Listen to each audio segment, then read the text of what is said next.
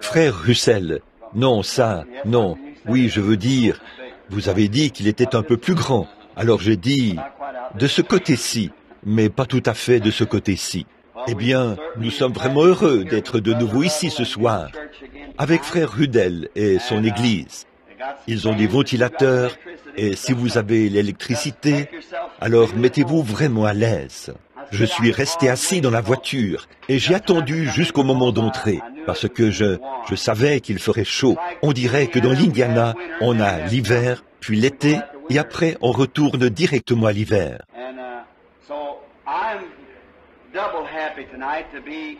Alors, je suis doublement heureux ce soir d'être derrière cette chaire chez Frère Rudel, parce que Frère Rudel est presque comme l'un de mes fils. Je me souviens du temps où son père et moi travaillions ensemble, il y a des années, et par la suite, quand ce garçon est né et qu'il a reçu son instruction, il a étudié à l'Institut God's Bible School. C'était un peu difficile pour lui de commencer. On aurait dit qu'il ne voulait pas du tout se lancer, pour une raison ou une autre. Il était timide, hésitant, mais finalement, il a fait le saut, et voici les fruits de son engagement. Et, à mon avis, Frère Rudel ne fait que commencer. Ceci n'est que le commencement, et il est difficile de dire jusqu'où ceci ira. Mon souhait, c'est que cela se répande dans les bois où c'est sombre ici, comme je disais à quelqu'un dehors, Frère Mike Egan, qu'il y a quelques années, je chassais l'écureuil dans ce coin-ci. Comme les choses changent, on dirait que la civilisation a pris le contrôle. Nous n'aurons plus aucun endroit où chasser l'écureuil ou le lapin, si ça continue à se développer à ce rythme ici. C'est comme si, il y a quelques années, là-haut dans le coin où j'ai grandi, eh bien, il fallait parcourir 1,5 kilomètre pour se rendre chez un voisin. Aujourd'hui, vous ne pouvez pas jeter de l'eau par votre porte arrière sans que cela tombe sur sa porte. Alors, tout le monde est entassé l'un sur l'autre. C'est un plaisir d'être ici. Je ne vous retiendrai pas longtemps. Frère Rudel m'a demandé, il y a quelque temps, de venir ici au tabernacle pour prier pour les malades. À mon avis, il y a une chose que cela apporte, un jeune ministre comme celui-ci, quand nous venons prier pour les malades. Surtout si notre Seigneur nous montre un peu sa gloire. Cela fortifiera cette jeune Église. Je vois quelques-uns de mes amis du tabernacle ici, et quelques-uns des administrateurs et tout. Or, ces gens, bon nombre d'entre eux, ont vu le Seigneur guérir les malades. Et s'il veut bien le faire pour nous encore ce soir, paraître dans sa gloire, eh bien, cela fortifiera la foi des gens. Cela leur donnera une espérance. Cela aidera Frère Rudel, parce que Frère Rudel est bien décidé à prêcher le plein évangile. S'il ne le faisait pas, là, il me décevrait. Et le Seigneur aussi, j'en suis sûr. Et donc, il va s'en tenir à cela. Et peut-être que ces petites réunions comme celle-ci, où certains d'entre nous, les vieux prédicateurs, vous savez, peuvent venir apporter leur contribution, eh bien, cela aide ces jeunes hommes. Et maintenant, à vous qui êtes du tabernacle, je serai là-bas demain, mais je n'aurai pas de jour de congé jusqu'au 15 août. J'ai une succession de réunions, alors je viendrai peut-être à l'école du dimanche, mais pas pour prêcher. Et j'ai été désolé d'apprendre, il y a environ 1 heure, que la belle-sœur de Frère Neville, notre pasteur, a été enterrée aujourd'hui. Je me demande si le tabernacle le savait. Je ne pense pas que Frère Neville est ici. Je l'ai cherché des yeux partout avant de dire ceci. Je me demande s'ils en étaient informés pour y envoyer des fleurs. Je ne sais vraiment pas. Je viens de l'apprendre il y a quelques instants. Billy m'a dit que quelqu'un lui a dit que la belle-sœur de Frère Neville avait été enterrée aujourd'hui. Je suis vraiment désolé de l'apprendre. Elle était une de mes parentes éloignées par alliance. Et je suis désolé d'apprendre qu'elle est partie. 2 autres de mes amis sont étendus là ce soir. Dave Wright et Monsieur Hanson. Je ne savais même pas qu'ils étaient malades. Tous les 2 sont morts à l'hôpital hier et ce matin, je pense. Donc, ça montre une chose, c'est que nous ne sommes pas ici pour très longtemps. Nous avançons simplement sur le chemin. Nous ne savons pas à quel moment Dieu retirera notre numéro de carte du fichier là-haut. Nous aurons à répondre. Ainsi, alors que nous commençons le service de ce soir, je sais qu'il fait chaud, très chaud. Mais souvenons-nous que nous venons ici pour faire tout notre possible, pour montrer à Dieu que nous sommes sincères et que nous l'aimons. Et nous voulons que toute personne qui ne l'aime pas ici tombe amoureuse de lui ce soir. Quant à tous ceux qui ne croient pas en lui, nous voulons que vous croyiez en lui de tout votre cœur ce soir, afin que cette réunion soit quelque chose qui sera un tournant historique ici dans ce tabernacle, et que vous puissiez faire référence à cette soirée et dire, ce soir-là, le Seigneur est venu à nous et a fait telle et telle chose. Ainsi donc, maintenant, avant d'ouvrir la Bible pour lire la parole, m'entendez-vous bien, là, en arrière, tout au fond? Je me demande si, ici, est-ce que vous m'entendez bien? Est-ce que ça va là-bas? Je n'ai pas vu beaucoup de hochements de tête. Et ça, est-ce que c'est mieux? Très bien. Alors, maintenez ça comme ceci. Maintenant, courbons la tête un instant pour prier. Et en ce moment solennel, je me demande s'il y a quelqu'un ici qui aimerait qu'on pense à lui dans la prière. Voulez-vous lever la main? Que Dieu bénisse chacun de vous. Il voit et il sait. Notre bienveillant Père Céleste, nous venons dans ta présence avec respect et nous avons non seulement la tête inclinée, mais le cœur aussi. Car nous sommes conscients qu'il est écrit dans ta parole, là où 2 ou 3 sont assemblés, je serai au milieu d'eux. Nous sommes donc assurés que tu es ici maintenant, que le glorieux Saint-Esprit se déplace dans ce petit bâtiment, parce que c'est une promesse de Dieu. Nous te prions de bénir notre rassemblement ce soir. Bénis cette petite église, son pasteur, tous ses collaborateurs et tous les membres.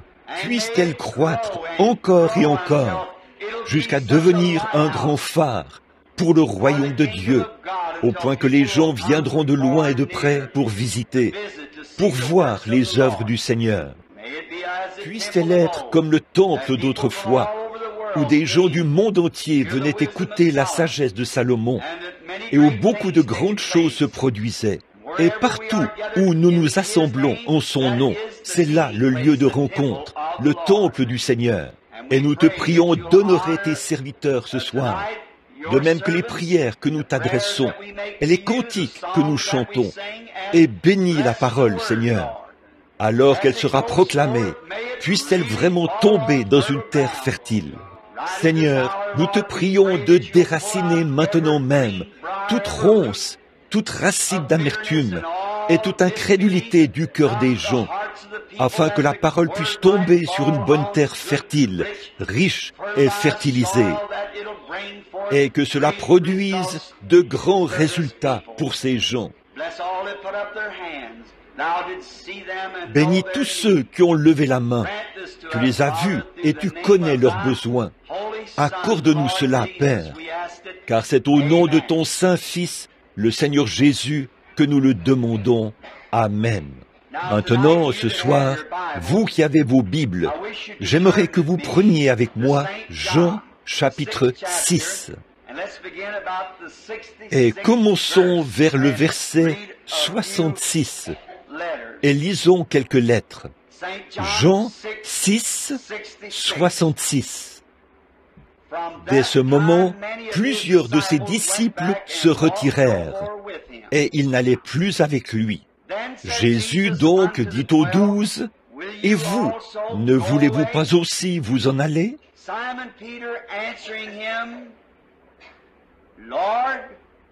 Simon-Pierre lui répond, « Seigneur, à qui irions-nous? Car tu as les paroles de la vie éternelle. Et nous avons cru et nous avons connu que tu es le Christ, le Fils du Dieu vivant. » Si je peux appeler cela un sujet, j'aimerais l'intituler « À qui irions-nous » Vous savez, les gens aujourd'hui ressemblent beaucoup à ceux de cette époque-là. Les gens marchent sans savoir où ils vont. Et cela semble être le moindre de leurs soucis. Ils ont la facilité d'aller où bon leur semble. Et c'est le genre de personnes qui sont en quête de plaisir. L'homme est à peu près dans le même état qu'il était quand il a abandonné Dieu dans le jardin d'Éden. et qu'il a dû se débrouiller tout seul.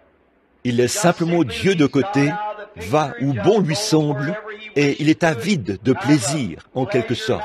Et il n'a pas beaucoup changé par rapport à ses conceptions. Il n'a pas beaucoup changé par rapport à ses idées. Il veut toujours avoir sa religion de feuilles de figuier, vous savez.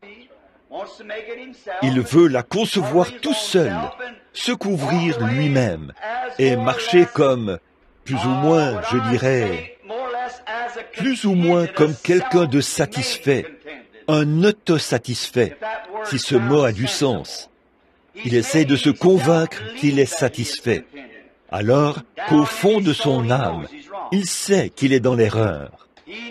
Il sait que tout ce que l'homme fait est souillé dès le départ, et il ne peut pas plus se sauver lui-même qu'il pourrait se hisser jusqu'à la lune à la force du poignet. Il ne le peut pas.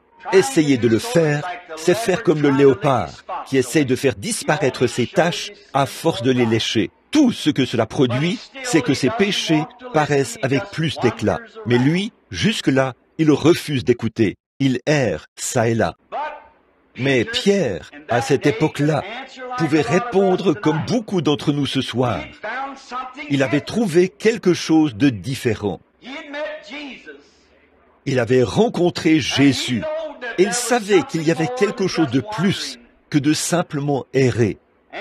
Quiconque rencontre Jésus ne veut plus jamais errer. Quelque chose lui arrive quand il rencontre Jésus. Il n'est plus jamais le même.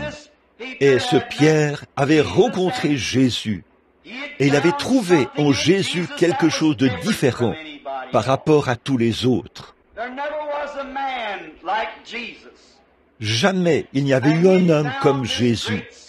Et il avait trouvé en lui cette glorieuse chose qui l'a amené à répondre par cette question, « Seigneur, à qui irions-nous » Jésus leur avait dit, « Bon, si vous voulez aller avec les 70 autres, vous êtes libre de le faire. Sentez-vous libre de partir. » Mais Pierre a dit, « Où irions-nous? À qui pourrions-nous aller? Car toi seul as la parole de la vie éternelle. » Personne d'autre que lui ne l'avait. Et Pierre avait été avec lui assez longtemps. Et il l'avait vu opérer les miracles, les signes et les prodiges de Dieu. Il savait que c'était la vérité, qu'il avait la parole de la vie éternelle. Oh, si seulement nous pouvions rester avec lui assez longtemps pour reconnaître cela, que lui seul a la parole de la vie éternelle.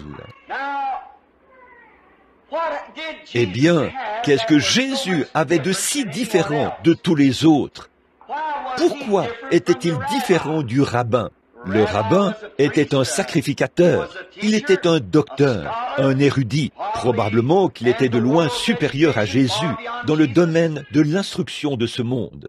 Il n'est mentionné nulle part que Jésus ait fréquenté une école ou qu'il ait appris quoi que ce soit des hommes. Il n'en avait pas besoin. Il était le Fils de Dieu. Il lui était révélé du ciel ce qu'il devait faire. Et cette révélation céleste avait produit un tel effet sur ses disciples que Pierre a dit, « À qui irions-nous pour trouver cela ?» Et c'est tout aussi vrai ce soir. Où irions-nous pour trouver cela si nous ne venions pas à lui? Bon, j'ai noté ici sur un bout de papier 7 raisons ou 7 choses pour lesquelles, cette raison pour lesquelles nous devons venir à Jésus. Je veux parler de ces 7 choses pendant les 20 ou 30 prochaines minutes avant que nous prions pour les malades. Eh bien, qu'est-ce que Jésus avait de différent? Pourquoi devrait-il être le seul? Tout d'abord, Jésus a dit, « Je suis le chemin. » Or, il n'y a qu'un seul ciel, un seul Dieu et un seul chemin pour arriver là-bas. Il n'y a pas beaucoup de chemins, mais il n'y a qu'un seul chemin pour arriver là-bas. Et Jésus a dit, « Je suis ce chemin. » Or, nous essayons de fabriquer d'autres chemins. Nous essayons de dire qu'il y a d'autres chemins. Nous avons le chemin du credo et nous essayons de suivre ce chemin-là. Beaucoup d'entre nous, dans les églises, nous avons un certain credo auquel nous conformons. Et c'est peut-être très bien, comme couverture de feuilles de figuier. Mais pour ce qui est d'aller au ciel, vous devez passer par Jésus, car c'est lui le chemin. Il n'y a aucun autre chemin pour aller au ciel, si ce n'est par Jésus. Nous avons des chemins que nous appelons notre dénomination. De nos jours, vous demandez à un homme, « Êtes-vous chrétien ?»« Oh, je suis méthodiste. »« Êtes-vous chrétien ?»« Je suis baptiste. » Je suis presbytérien, pentecôtiste ou nazaréen ou quelque chose comme ça. Ce n'est pas ça la question. Pour être un chrétien, vous devez être en Christ. Il n'y a qu'un seul moyen pour vous d'entrer en Christ. Et ce n'est pas par des credos ou par des églises, mais par le baptême du Saint-Esprit. Nous devons naître de nouveau. Et quand nous naissons de nouveau, alors nous sommes en Christ. Et si vous êtes en Christ, vous êtes dans le chemin. Car il est le chemin. Il y a un homme dans la Bible dont Jésus a parlé une fois dans sa célèbre parabole. Dans cette parabole, il disait qu'il y avait un homme riche qui avait fait préparer un souper en l'honneur de son fils. Et ce souper était un souper de noces. Puis, il a invité les gens à venir. Et après que tout était fin prêt pour ce souper et qu'on était sur le point de servir le repas, tous les invités avaient été installés. À table se trouvait un homme qui ne portait pas d'habit de noces. Bon, beaucoup de lecteurs de la Bible connaissent très bien ce passage de l'Écriture. Et le roi a dit à cet homme, « Mon ami, pourquoi es-tu ici sans habit de noces ?» La question lui était posée. Pourquoi es-tu venu sans habit de noces? Et l'avez-vous remarqué? La Bible dit, il a eu la bouche fermée. Il n'avait aucune excuse. Maintenant, j'ai eu le plaisir d'être dans des endroits en Orient et de voir des mariages orientaux. Ça n'a pas changé. Ce sont les mêmes coutumes depuis des milliers d'années. Alors, lorsqu'un souper de noces doit être offert en l'honneur de quelqu'un, l'époux fournit des vêtements de cérémonie à tous les invités. Parce que parmi ses amis, il y a des pauvres, des riches et des gens quelconques. Mais chaque personne qu'il invite reçoit une invitation. Et cette invitation porte le nom de l'époux. L'invité présente cette invitation à la porte. Il y a un portier qui se tient à la porte. Et c'est lui qui a les vêtements. Par conséquent, un homme très bien vêtu se présente là, et le portier lui met le vêtement de cérémonie ordinaire. Un autre se présente là, sobrement vêtu. Il n'est pas si mal habillé, mais il reçoit le même genre de vêtements de cérémonie que l'homme riche. Et puis, le suivant arrive. Oh, sans doute que comme il avait été invité au souper, il voulait tellement faire honneur à son ami qu'il a lavé ses vêtements. Et oh, il a fait tant de choses pour se préparer. Mais c'est en vain qu'il l'a fait. C'est pareil avec nous. Nous ne pouvons rien y faire. Dieu a pourvu à notre salut par Jésus-Christ. Et ce n'est pas parce que nous sommes capables de faire, ou par le nombre de bonnes choses que nous pouvons faire. Et tout cela, c'est très bien. Je n'ai rien à dire contre ça. Mais c'est par la grâce que vous êtes sauvés, par le moyen de la foi. Ainsi donc, cet homme pauvre reçoit le même genre de vêtements de cérémonie que l'homme riche a reçu et que l'autre homme a reçu. Ainsi, lorsqu'ils se retrouvent autour de la table, ils ont tous la même apparence. Maintenant, qu'est-il arrivé à cet homme? Qu'est-il arrivé? Il a eu la bouche fermée, parce qu'il était entré par une fenêtre ou par une porte latérale, ou par un autre chemin que le chemin qui avait été prévu pour l'accueillir. Et il n'avait pas reçu le vêtement de cérémonie. Il en sera ainsi au jour du jugement. Il existe d'autres chemins. Il y a des chemins d'église, il y a des chemins de credo, il y a des chemins pour toutes sortes de choses. Mais Jésus a dit, c'est moi qui suis le chemin.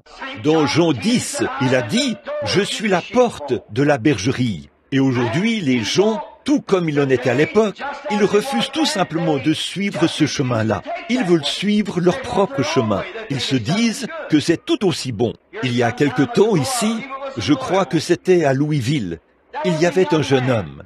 Il avait un problème à l'une de ses oreilles. Eh bien, il est allé voir son médecin, et son médecin lui a prodigué des soins pendant plusieurs semaines. Et ça empirait. Finalement, le médecin dit « Il faut que je vous envoie chez un spécialiste ».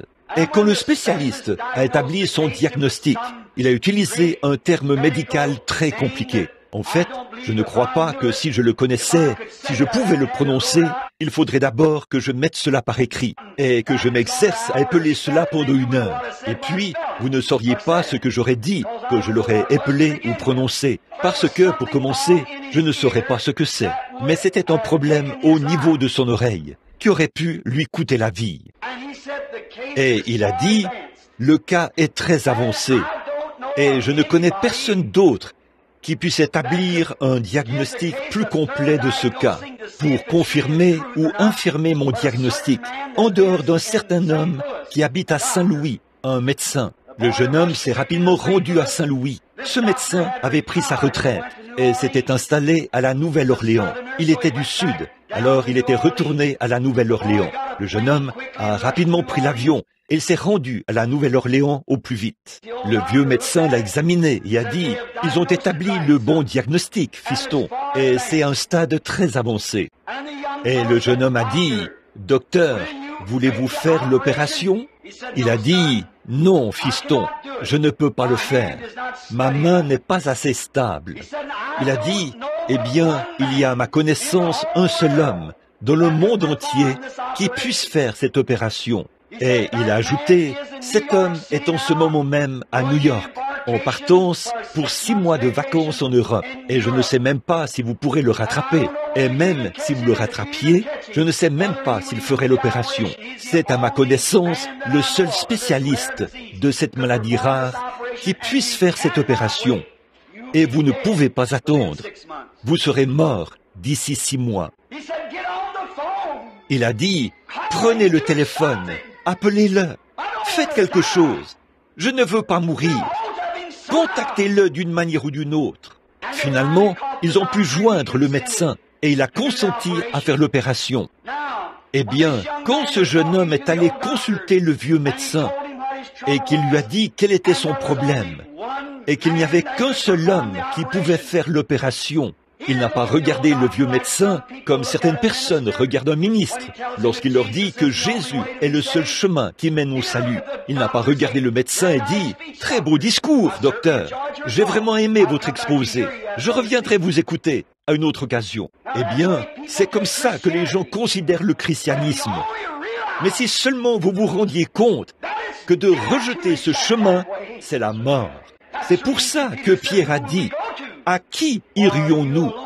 Car toi seul as la vie éternelle. » Tu es la seule personne et le seul chemin que Dieu a établi. Et ça, c'est la vie éternelle. Alors, nous devons nous rappeler qu'il est le chemin. Et si on est en Christ, on entre en Christ en naissant en Christ.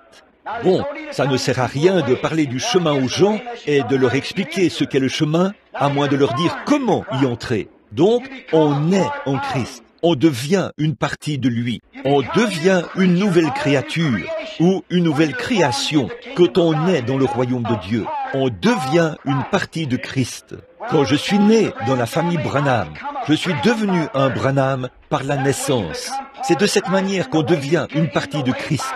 Et la manière d'entrer dans le chemin, c'est par la nouvelle naissance. C'est vrai, c'est comme ça qu'on entre dans le chemin. Et Jésus a dit, « Je suis le chemin ». Nous pourrions rester longtemps là-dessus. Mais la chose suivante il est la vérité. Rien ni personne d'autre que lui n'a la vérité. Oh, je sais qu'aujourd'hui nous avons des gens religieux qui vont ça et là en disant, eh bien là, nous sommes la vérité. Nous avons la vérité. Nous allons à une église. Ils disent, nous avons la vérité. Nous allons à une autre église. Ils disent, non credo, nous avons la vérité. Nous allons encore ailleurs. Nous avons le catéchisme d'autrefois. Nous avons la vérité. Jésus a dit qu'il était la vérité. Alors, Vous ne pouvez pas avoir la vérité tant que vous n'avez pas Jésus. Comment le recevez-vous? Par la nouvelle naissance. Mais vous ne pouvez pas avoir la vérité tant que vous n'avez pas Jésus. Vous ne pouvez pas être sur le chemin tant que vous n'êtes pas en Jésus. Comment entre-t-on en lui? Par un seul esprit, nous avons tous été baptisés pour former un seul corps. Là, on est en Jésus. Là, on est dans le chemin. Là, on est dans la vérité. Jésus a dit, « Je suis le chemin, la vérité. » Et une autre chose, la troisième chose, au sujet de Jésus. Pourquoi nous devons venir à lui? Il est la seule lumière qui soit. C'est vrai. Oh, nous ne voulons pas être d'accord là-dessus, mais c'est vrai. Jésus est la seule lumière qui soit. Vous dites, « Je suis russelliste, campbellite. » Quoi que vous soyez, c'est une fausse lumière. Il se peut que vous fassiez partie de l'église russelliste. Il se peut que vous fassiez partie d'une église campbellite ou d'une autre église dite de lumière. Mais tant que vous n'êtes pas en Jésus, vous n'êtes pas dans la lumière. Vous êtes encore dans les ténèbres. Vous n'avez pas la lumière tant que vous ne venez pas à lui, car il est le chemin, la vérité et la lumière. Est le seul moyen d'aller à Dieu. Nul ne vient au Père que par moi. Donc, vous ne pouvez pas aller à Dieu, vous ne pouvez pas aller au ciel. Vous devez entrer dans le chemin, et c'est Jésus qui est ce chemin. Il est la seule vérité qui soit. Il est la seule lumière, la seule vraie lumière. La seule vraie lumière manifestée, c'est Jésus-Christ. Nous avons la lumière des Mormons, nous avons la lumière méthodiste, nous avons la lumière baptiste, nous avons la lumière pentecôtiste, nous avons toutes sortes de lumières. Mais Jésus est la vraie lumière. Il est la seule lumière. Nous sommes les enfants. Si nous sommes nés de nouveau, nous sommes les enfants du jour. Les enfants du monde marchent dans les ténèbres. Ils marchent la nuit. Ils aiment les ténèbres. La Bible dit, les hommes aiment, les gens aiment les ténèbres plus que la lumière, parce que la lumière rendrait leurs œuvres manifestes. Dès que le soleil se lève, chaque lézard, chaque bestiole, les insectes du royaume des ténèbres, qui marchent la nuit, ils iront se cacher sous quelque chose. C'est pareil quand la lumière de l'Évangile commence à briller. Chaque mauvaise action essaie de se cacher sous quelque chose. Oh, disent-ils, nous avons la lumière, parce que nous vivons la nuit. Si vous marchez dans la lumière la nuit, c'est que vous marchez sous une lumière artificielle. Il n'y a qu'une seule vraie lumière du jour, c'est la lumière du soleil. Il n'y a qu'une seule vraie lumière chrétienne, c'est la lumière du Fils de Dieu. Il est la seule vraie lumière. Oui, en lui est la vie, aussi sûr que la lumière du soleil produit la vie. Toute vie botanique pousse à la lumière du soleil. L'année dernière, et l'hiver est arrivé, avec le gel et tout. Mais dès que le soleil a commencé à briller sur la terre, qu'est-ce qui s'est passé? Une nouvelle vie est apparue. Je parlais à un homme, Monsieur Wood, qui est au fond. Nous étions dans le Kentucky. J'ai rencontré un homme qui était censé être un incrédule. J'ai appris qu'il vient de mourir. Et lui, Monsieur Wood, était allé lui demander si nous pouvions chasser l'écureuil sur ses terres. Il a dit, « Bien sûr, Banks, tu peux chasser l'écureuil. Vas-y. » Il a dit, « Je suis venu avec mon pasteur. » Il a dit, « Wood, ne me dis pas que tu es tombé si bas que tu dois traîner un prédicateur partout où tu vas. » Et il a dit, « Je suis sorti de la voiture et je suis allé les retrouver. Il y avait là un pommier sous lequel un autre vieil homme et lui étaient assis. Alors, j'ai cueilli une pomme et je me suis mis à la manger. Et lui, il me parlait. Et Frère Wood me l'a présenté comme étant, il a dit, « Voici notre pasteur. » Et j'ai dit, « Bonjour, monsieur. Nous avons parlé un peu. » Eh bien, il s'est mis à dire qu'il n'avait jamais mis les pieds dans une église et qu'il ne pensait pas avoir manqué quoi que ce soit en n'y allant pas. J'ai dit, « Oh, que si !» Je l'ai laissé parler un peu. Au bout d'un moment, il a dit, « Vous savez, il y a un prédicateur qui est venu ici, à Campbellsville ou à Acton. C'est une petite ville. Là-bas, sur le lieu de campement méthodiste. » Puis il a dit, ce prédicateur n'était jamais venu dans cette région auparavant. Et un soir, alors qu'il prêchait là-bas, au cours d'une série de réunions de 3 soirs, il a parcouru la foule du regard et il y avait une femme assise là. Et il lui a dit qu'elle priait pour sa sœur, qui habitait ici sur la colline, qui se mourait du cancer. Il lui a dit, vous avez un mouchoir dans votre sac à main. Puis il a dit, prenez ce mouchoir et posez-le sur cette femme et elle sera guérie. Il a dit, ce matin-là, ma femme et moi étions allés là-bas. Et il a dit, nous avons changé la literie sous cette vieille femme. Elle n'avait pas quitté le lit depuis 2 ans ou plus.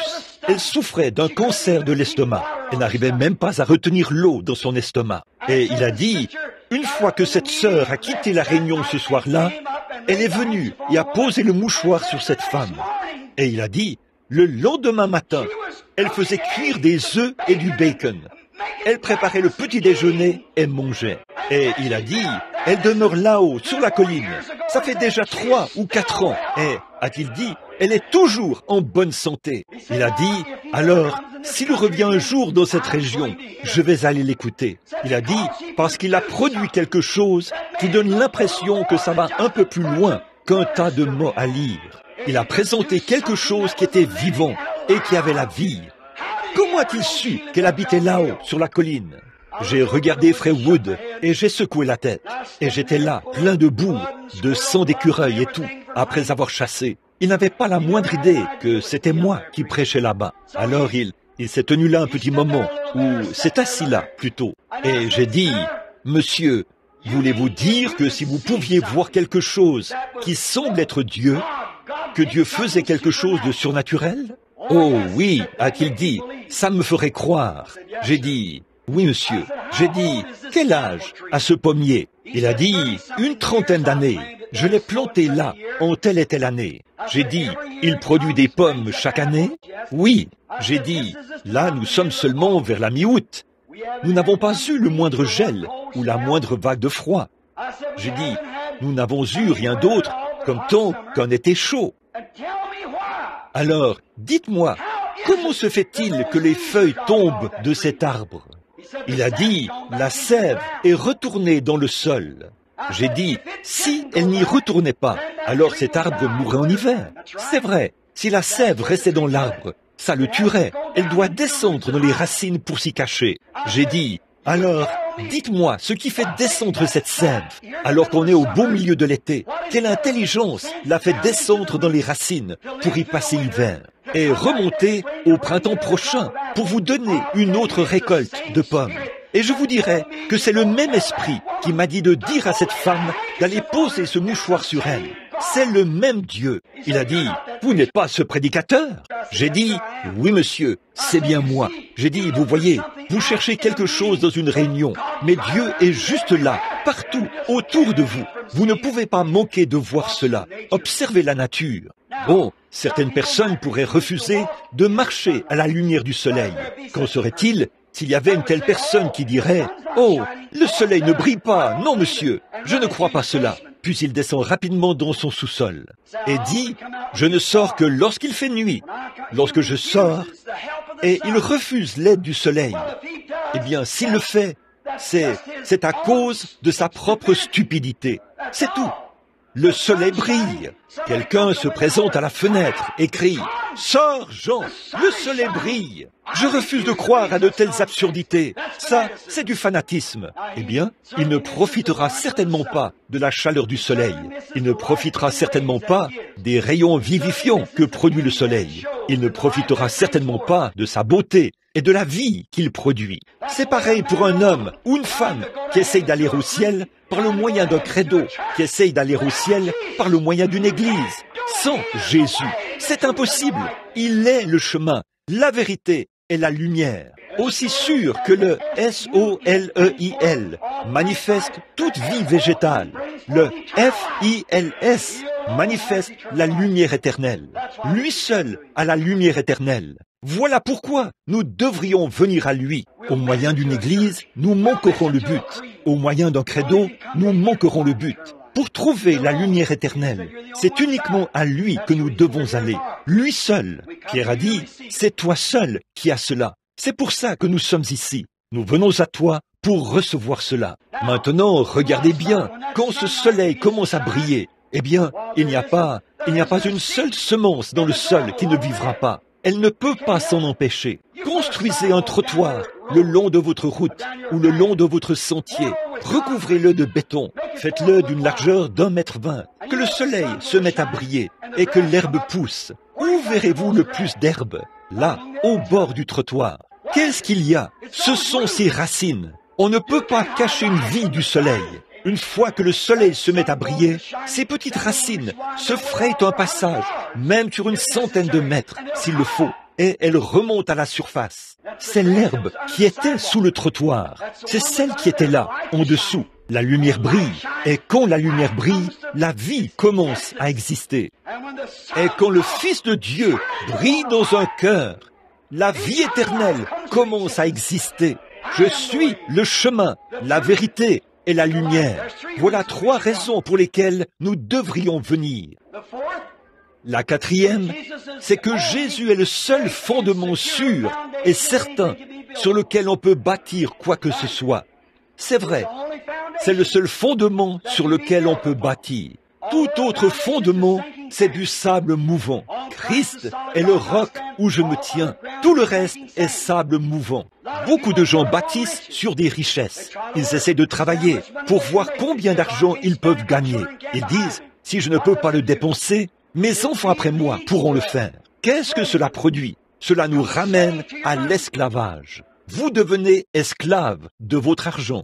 Beaucoup de gens, peut-être, vous n'avez pas besoin d'être millionnaire pour le devenir. Il vous suffit de convoiter l'argent et vous êtes tout aussi coupable qu'un millionnaire.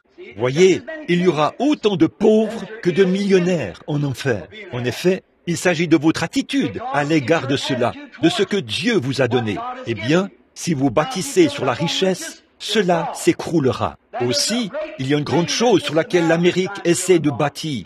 Elle essaie de bâtir sur le fondement de la popularité. Les jeunes filles et les jeunes garçons, ils regardent les vedettes de télévision, les vedettes de cinéma. Ils essayent d'agir comme eux, de s'habiller comme eux, de les imiter. À quoi cela mène-t-il? Cela mène à une vie gâchée, une vie de chaos.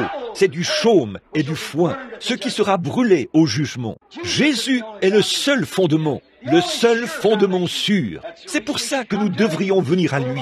Personne d'autre n'a ce fondement. Les richesses ne l'ont pas. La popularité ne l'a pas. Et aujourd'hui, nous avons tant de fondements sur lesquels nous bâtissons. Oh, nous, les Américains ne peuvent rien faire. Le dimanche, il faut qu'ils construisent la clôture. Il faut qu'ils fassent ceci. Qu'est-ce que vous faites? Vous vous rendez compte que ce que vous construisez sera très bientôt réduit en miettes? Ces fondements-là sont des sables qui s'effritent.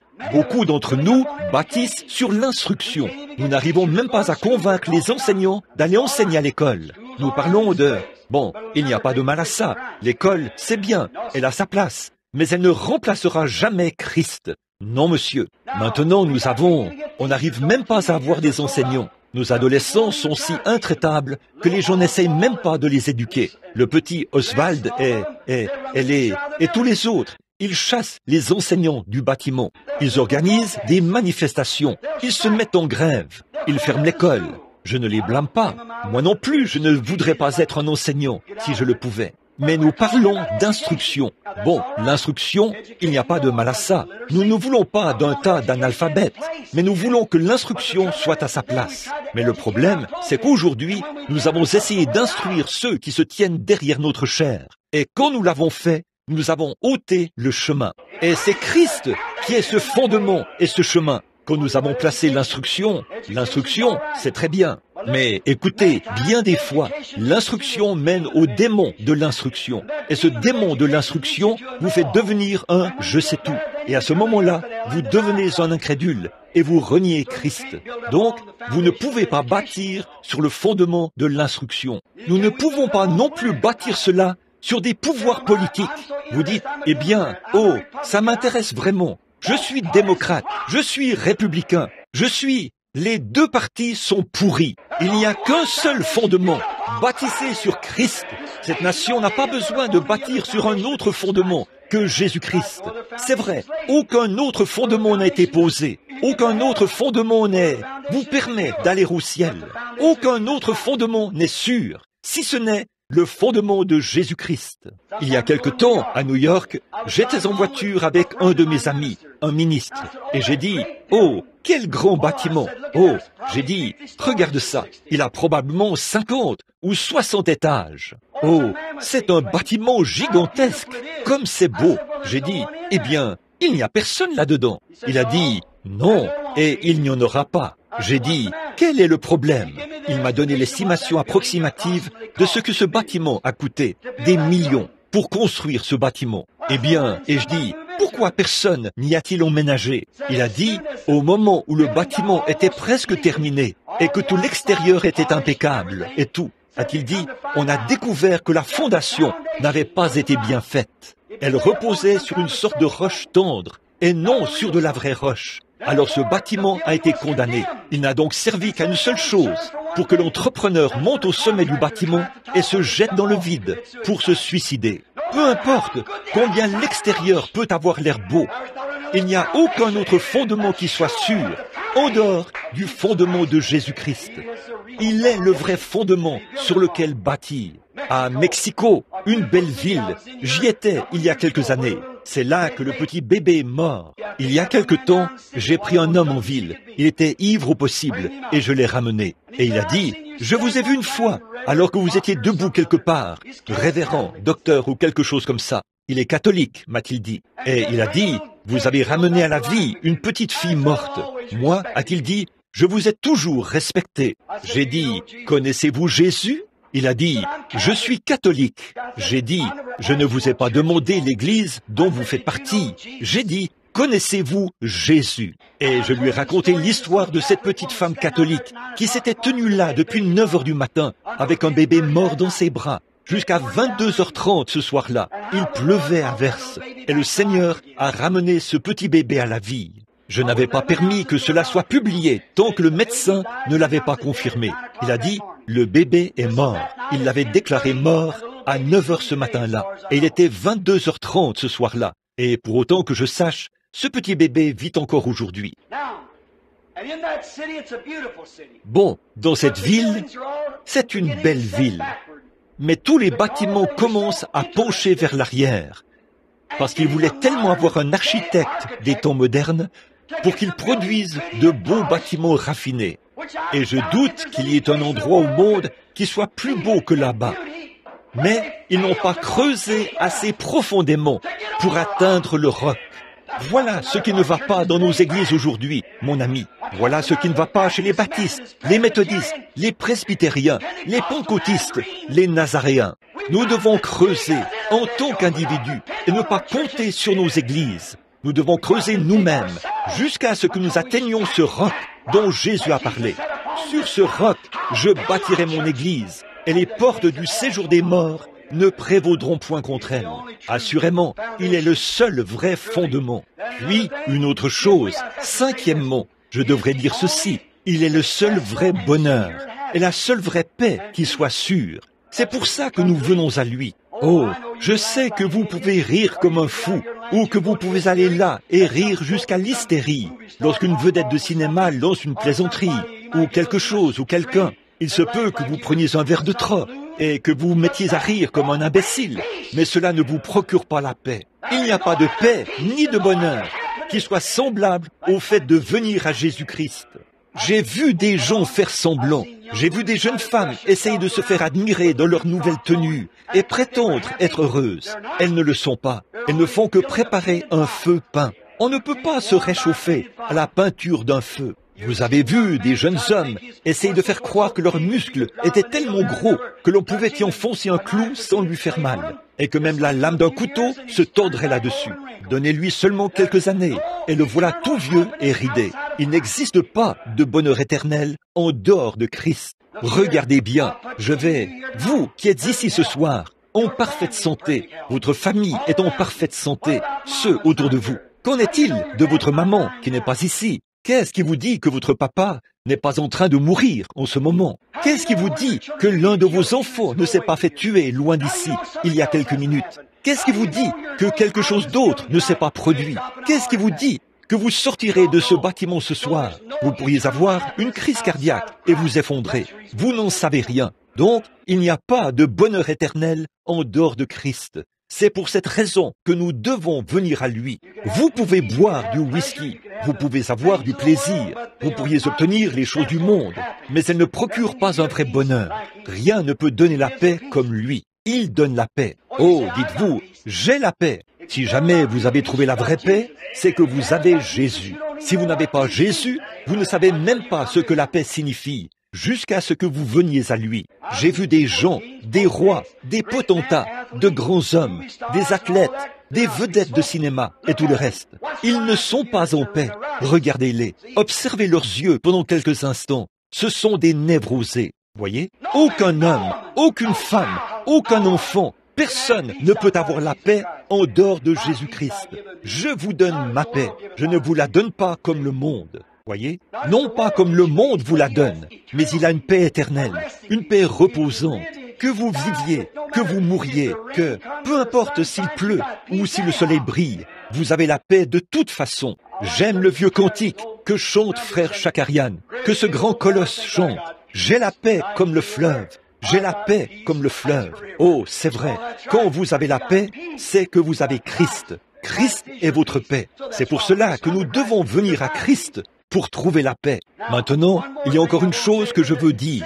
La sixième chose, la sixième chose, c'est qu'il est le seul accomplissement qui soit permanent. Dites-moi ce que vous pourriez obtenir, ce que vous pourriez accomplir, qui serait éternel en dehors de Jésus-Christ. Faites-vous construire une belle maison, obtenez $1 million. Soyez la femme la plus populaire du pays. Soyez l'homme le plus fort qui ait jamais marché dans la rue. Soyez le boxeur professionnel qui détient le record mondial ou quoi que ce soit d'autre. Voyez, si vous ne finirez pas par faner, dépérir et mourir, c'est vrai, il ne faudra que quelques levées et couchers du soleil. Donc, le seul accomplissement éternel qui soit, c'est Jésus-Christ. Alors, s'il est ce qu'il y a de meilleur et de plus grand que nous puissions obtenir, faisons en sorte que ce soit notre accomplissement. Assurons-nous de le recevoir, lui. Il se peut que vous soyez un prédicateur. Il se peut que vous soyez un pasteur. Il se peut que vous soyez un diacre. Il se peut que vous soyez un membre d'église. Mais si parmi ce que vous avez accompli, vous n'avez pas, il se peut que vous arriviez au point où vous dites « Tant que je ne serai pas un prédicateur, je ne m'arrêterai pas. Tant que je ne serai pas un diacre, je ne m'arrêterai pas. Tant que je ne serai pas un membre d'église, je ne m'arrêterai pas. » Toutes ces choses sont très bien, elles sont honorables. Mais écoutez bien, frères, ne vous arrêtez pas tant que vous n'avez pas reçu Jésus-Christ. Sinon, vous n'avez pas un accomplissement qui est éternel. En effet, votre pasteur, oui, votre travail en tant que pasteur disparaîtra bientôt. Votre travail en tant que diacre s'arrêtera bientôt. Votre adhésion à l'Église aura été effacée de l'esprit des gens depuis longtemps, dans un futur très proche. Mais si vous avez obtenu Jésus-Christ, alors vous avez la vie éternelle et vous ne pourrez jamais mourir. Maintenant, en dernier lieu, je veux dire ceci. Voici une autre raison pour laquelle nous devrions venir à Jésus. Il est le seul qui possède le ravissement. J'en suis si heureux. Oh, je me sens religieux là. C'est le seul qui puisse vous ravir. Oui, monsieur. Je vais vous dire ceci. Allez au magasin demain matin ou lundi matin, puisque demain c'est dimanche. Allez à la pharmacie et procurez-vous un médicament qui vous rendra tellement sain que vous serez ravi dans la gloire. Que le médecin pratique sur vous une opération qui fera que vous soyez ravis de la tombe à la gloire.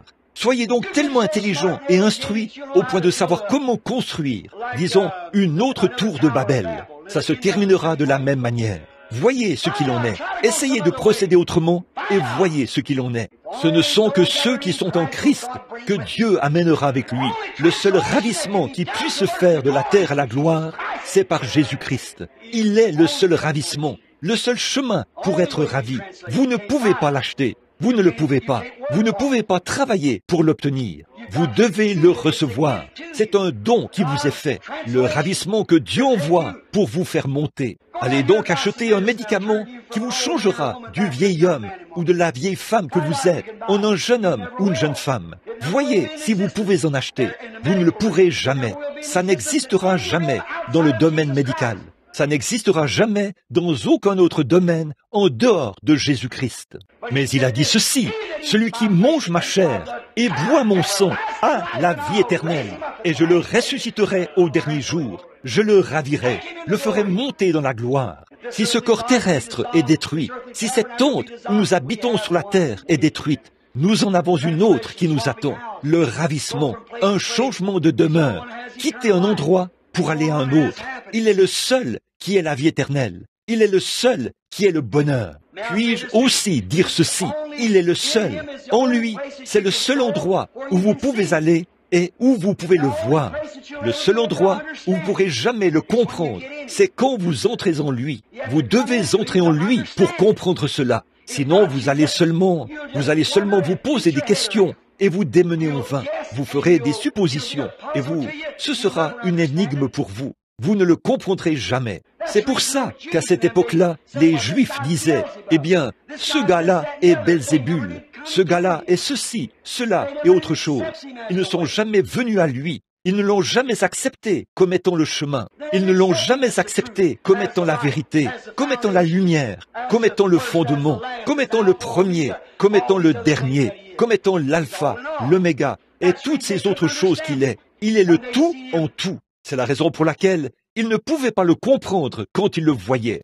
Voilà Philippe qui est arrivé. Il est allé chercher Nathanaël, avait emmené Nathanaël là-bas. Et Nathanaël, Jésus est entré dans la présence de Jésus. Quand Nathanaël est entré dans la présence de Jésus plutôt, Jésus l'a regardé et a dit, « Voici un Israélite en qui il n'y a point de fraude. » Il a dit, « Rabbi, d'où me connais-tu » Il a dit, « Avant que Philippe t'appelle, quand tu étais sous l'arbre, je t'ai vu. » Les prédicateurs qui se tenaient là, les sacrificateurs, ils ont dit, « Cet homme est Belzébul, il a le diable en lui, c'est un diseur de bonne aventure. » Jésus a dit, « Si vous dites cela contre moi, je vous pardonnerai. Mais un jour, le Saint-Esprit viendra pour faire la même chose, et une seule parole prononcée contre lui ne sera jamais pardonnée, ni dans ce siècle, ni dans le siècle à venir. » Comment pouvez-vous, a-t-il dit, comment pouvez-vous me condamner alors que votre propre parole dit que vous êtes des dieux? Et si on a appelé des dieux ceux à qui la parole de Dieu est venue, comment pouvez-vous me condamner quand je dis que je suis le Fils de Dieu? Si vous aviez connu mon Père, vous m'auriez aussi connu. C'est vrai, il a dit, « Nul ne peut venir à moi si mon Père ne l'attire. Nul ne comprendra Dieu sauf Christ, sauf si vous acceptez Christ. Vous ne pouvez pas comprendre la guérison divine. » Eh bien, quelqu'un dira, « Jésus-Christ est le même hier, aujourd'hui et éternellement. » Le petit pasteur qui est ici pourrait prêcher cela. Et certains d'entre vous pourraient se gratter la tête et dire, « Ah, je ne crois pas ça. » Voyez, vous n'êtes pas en état de croire cela. Acceptez-le simplement, par la foi, et là, vous le verrez. Jésus a dit, « Encore un peu de temps, et le monde ne me verra plus. » C'est-à-dire que l'ordre du monde ne me verra plus. Mais vous me verrez, vous, le croyant, car je serai avec vous, et même en vous, jusqu'à la fin du monde. Vous ferez, vous aussi, les œuvres que je fais. Vous en ferez même davantage, car je m'en vais au Père. Je m'en irai, puis je reviendrai, et je serai avec vous. Nicodème a posé la question, « Comment puis-je naître de nouveau? Je suis un vieil homme, et rentrer dans le sein de ma mère. » Il a dit, « Si un homme ne naît de nouveau, il ne peut voir le royaume de Dieu. » En fait, la bonne traduction de cela, c'est comprendre le royaume de Dieu. Le royaume de Dieu est en vous. Vous ne pouvez donc pas vraiment le voir, à moins de le voir agir. Mais le seul moyen pour vous de comprendre cela, c'est de naître de nouveau. Naître de nouveau, c'est avoir été rempli de l'Esprit de Dieu. Et là, vous êtes en Christ. Et quand vous êtes en Christ, le Saint-Esprit qui a écrit la Bible et qui a manifesté Christ est en vous pour se reconnaître lui-même. Amen. C'est pourquoi vous devez venir à lui. Voilà ce qui ne va pas avec l'Amérique aujourd'hui. Ces réunions ont balayé le pays de l'est à l'ouest, du nord au sud. C'est pour ça que la bombe atomique a été placée là-bas contre cette nation. C'est pour ça qu'une destruction est proche. C'est parce que les œuvres de Dieu ont été manifestées et que les gens se sont éloignés et ont rejeté cela. Parce qu'ils ne veulent pas de lui. Ils ont honte de lui. Oh, ils n'ont pas honte de leur Église. Ils n'ont pas honte de leur religion, mais ils ont honte de Jésus-Christ. Quand les apôtres ont quitté leur Église et ont reçu le baptême du Saint-Esprit à la Pentecôte, cela les a fait tituber comme des hommes ivres, parler en d'autres langues. et faire des choses bizarres, et tout ça. Guérir les malades, et tout. On les traitait de bondes, d'illettrés, de gens sans instruction. La Bible dit, ils étaient des hommes du peuple, sans instruction. Mais ils reconnaissaient qu'ils avaient été avec Jésus, parce qu'ils agissaient de la même manière que lui. Ils savaient que sa vie était en eux, parce qu'ils faisaient les œuvres qu'il faisait. Jésus a dit, dans Jean 14, 7, « Celui qui croit en moi fera lui aussi les œuvres que je fais. » Voilà, c'est ça. C'est pour ça que nous devons venir à Christ aujourd'hui. Je crois que Christ vient bientôt. Je crois que nous sommes au bout du chemin. Je crois que les nations se disloquent. Je crois que le temps de la fin est proche. Je le sais, franchement, je le sais, sans l'ombre d'un doute. J'irai plus loin pour dire, je crois que je le sais. Nous sommes au bout du chemin. Encore combien de jours, combien d'années ou de semaines, je ne sais pas. Personne ne le sait, pas même Jésus. Il a dit, c'est Dieu seul qui le sait. Je ne sais pas quand cela arrivera, ni à quelle heure cela arrivera, mais je sais que c'est pour bientôt, car ces choses-ci sont celles qui doivent arriver juste avant sa venue. Permettez-moi de vous persuader, ce soir, mon ami qui est en dehors de Christ, si vous voulez le fondement sûr, le chemin, la vérité et la lumière, acceptez Jésus-Christ comme votre sauveur personnel et soyez remplis de son esprit. Ainsi, quand son esprit se mettra à agir, vous reconnaîtrez son esprit. Voilà ce qui n'allait pas chez eux à cette époque-là. Ils l'ont vu. La femme au puits en savait plus long sur Dieu que la moitié des prédicateurs de cette époque. Eh bien, dès qu'elle l'a vu, il avait l'air d'un juif ordinaire, d'un homme ordinaire. Puis il lui a dit, « Femme, apporte-moi à boire. » Elle a dit, « Eh bien, vous n'avez pas coutume, vous les Juifs, de demander cela aux Samaritains. » Il a dit, « Mais si tu savais à qui tu parles, c'est toi qui me demanderais à boire. Je te donnerai des eaux qu'on ne vient pas puiser ici. » Il s'est mis à lui parler jusqu'à ce qu'il discerne son problème, jusqu'à ce qu'il saisisse ce qui n'allait pas chez elle. Chacun de nous sait ce qui n'allait pas. Nous, les Américains, nous croyons qu'elle vivait en adultère. Elle avait eu 5 maris et elle vivait avec le 6e. Alors il lui a dit, « Va chercher ton mari et viens ici. » Elle a dit, « Je n'ai pas de mari. » Il a dit, « Tu as dit la vérité. Tu en as eu 5 et celui avec qui tu vis n'est pas ton mari. Tu as dit la vérité. » Elle a dit, « Seigneur, je vois que tu es prophète. » Eh bien, nous savons que quand le Messie viendra, c'est ainsi qu'il se fera connaître à nous. Nous savons qu'il nous dira ces choses. Il a dit, « Je le suis. Moi qui te parle. » Elle a laissé la cruche et s'en est allée dans la ville. Qu'est-ce qu'elle avait fait? Elle avait accepté. Elle avait accepté cela, la révélation, quand elle est venue à elle. Elle s'en est allée dans la ville en courant et a dit, « Venez voir un homme qui m'a dit ce que j'ai fait. Ne serait-ce point le Messie ?» Elle avait accepté cela. Voilà, c'est ça. Tandis que les pharisiens et les sadducéens avaient fait demi-tour et avaient dit, « Il est Belzébul, nous n'aurons rien à faire avec lui. » Parce que ils avaient un fondement, ils avaient une voix, La Bible dit, telle voix paraît droite à un homme. Son issue, c'est la voie de la mort. Donc, n'empruntez pas cette voie qui paraît droite. Venez à Christ, acceptez Jésus comme votre sauveur et soyez remplis du Saint-Esprit. Alors, quand le Saint-Esprit commencera à agir parmi vous, vous le reconnaîtrez. Voilà comment obtenir la guérison. Il faut savoir qui est le guérisseur. C'est Jésus-Christ qui est le guérisseur. Comment agirait-il s'il venait ici ce soir pour vous guérir? Il agirait de la même manière qu'il agissait à cette époque-là. Une femme s'est frayé un chemin à travers la foule et a touché son vêtement. Il s'est retourné et a dit, « Qui m'a touché ?» Et tout le monde est resté tranquille. Et il a promené le regard jusqu'à ce qu'il la trouve. Puis il lui a dit qu'elle avait une perte de sang. Et il a dit, « Ta foi t'a sauvée. » Ça, c'était Jésus hier. C'est Jésus aujourd'hui. S'il est le même hier, aujourd'hui et éternellement. Vous ne pouvez pas croire cela tant que vous n'avez pas reçu Christ en vous. Alors, il témoigne lui-même que c'est lui. Vous voyez ce que je veux dire? C'est ainsi qu'on l'obtient. C'est en le recevant. Il y a 7 raisons pour lesquelles nous devrions le recevoir. Là, nous ne pouvons aller à aucun autre. Toi, seul. Vous ne pouvez pas aller à l'église pour obtenir cela. Je ne connais aucune dénomination où vous pouvez aller pour obtenir cela. Je n'ai rien contre la dénomination, mais beaucoup de gens pensent que parce qu'ils font partie d'une église, c'est tout ce qu'ils ont à faire. Vous devez venir à Jésus. Il est le chemin et non l'église. Il est la vérité et non l'église. Il est la lumière et non l'Église. Il est le fondement, pas un fondement d'Église. Il est le bonheur éternel, la vie éternelle, le seul accomplissement qui soit permanent, le seul ravissement, le seul chemin qui permet de connaître Dieu, le seul chemin qui permet de voir la révélation, le seul chemin pour recevoir la guérison, c'est de venir à lui. Vous devez venir à lui et le reconnaître, croire en lui. Bon, vous dites, eh bien, frère Branham, je n'ai jamais vu de telles œuvres se produire. Eh bien, j'espère que vous en verrez. J'espère que vous verrez cela. Les réunions sont sur le point de commencer. Je veux que vous qui êtes ici, qui voulez le trouver, le connaître, que vous priez pour le connaître. Combien aimeraient le connaître afin de pouvoir le reconnaître si son esprit vient dans les réunions? Levez la main. Dites, j'aimerais le connaître au point de le reconnaître. Je vous remercie. Comment le reconnaîtriez-vous? Du fait qu'il ferait les mêmes œuvres qu'il faisait quand il était ici sur la terre. Maintenant, dans Jean 5, 19, qu'est-ce qu'il a dit? Il est passé près de la piscine de Bethesda, où se trouvait un grand nombre de gens, des infirmes et des atrophiés.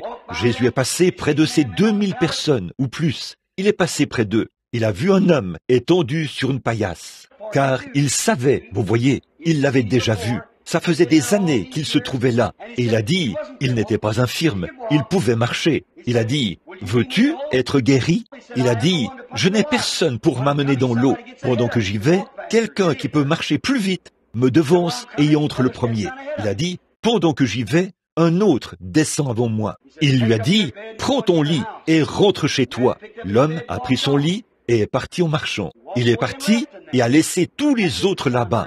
Bon, ça ne donnait pas une très bonne impression, n'est-ce pas? Mais ça, c'était Jésus. Dans le cœur, pourquoi? Maintenant, si vous continuez la lecture, un autre verset, le verset 19, vous comprendrez pourquoi il l'a fait. Quand on lui a posé la question, il a dit, en vérité, je vous le dis, le Fils ne peut rien faire de lui-même. Il ne fait que ce qu'il voit faire au Père. Et le Fils aussi le fait. Vous le voyez? Comme le Père agit, moi aussi, j'agis jusqu'à présent. Autrement dit, le Père me montre une vision. Je vois ce qu'il me dit de faire. Et je dis exactement ce qu'il me dit de dire.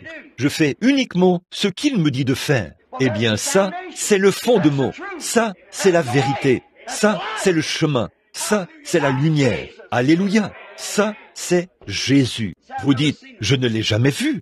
Permettez-moi de dire ceci pour terminer. Il y a quelques semaines, en Floride, près du golfe du Mexique, quelque part là-bas, ou quelque part dans les Keys, il y avait un médecin, je pense que c'est ce qu'il était, qui était allé pour pêcher. Il a loué les services d'un vieux guide qui était censé être un très bon guide et qui était censé savoir comment l'amener sur les eaux et le ramener. Le vieux guide est monté dans le bateau, a quitté la berge. Il s'est servi de ses rames pour s'éloigner tout juste un peu du rivage. Et il a attendu un moment. Il ne faisait pas encore jour. Et cet homme s'est mis à sentir ces drôles de vents qui soufflent en rafale sur l'océan tous les matins. Il a dit, dis donc, s'est-il mis à penser, nous flottons vers le large, la marée nous entraîne. Lorsqu'il regardait le bateau, il avait l'impression qu'ils avançaient. Il s'est dit, je ne veux pas parler à ce guide, mais je ferais mieux de dire quelque chose. Il était paniqué. Il a dit, dis donc, monsieur, nous flottons vers le large, n'est-ce pas? Oh, a-t-il dit, je ne pense pas. Calmement, tranquillement. Au bout d'un moment, il a remarqué que le bateau continuait d'avancer au milieu de ce brouillard et de cette obscurité. Il a dit, nous flottons vers le large. Faites quelque chose. C'est vous le guide. Faites quelque chose. Dépêchez-vous. Nous sommes en train d'aller au large. Comment reviendrons-nous? Le vieux guide était assis là, calme au possible. Et il a dit, eh bien, attendez encore un peu. Il fera jour. Et là, nous saurons où nous sommes. Attendez encore un peu. Puisse la vraie lumière de Dieu briller dans ce bâtiment ce soir. Alors, vous verrez où vous êtes. Vous verrez quelle direction prendre après cela. Prions.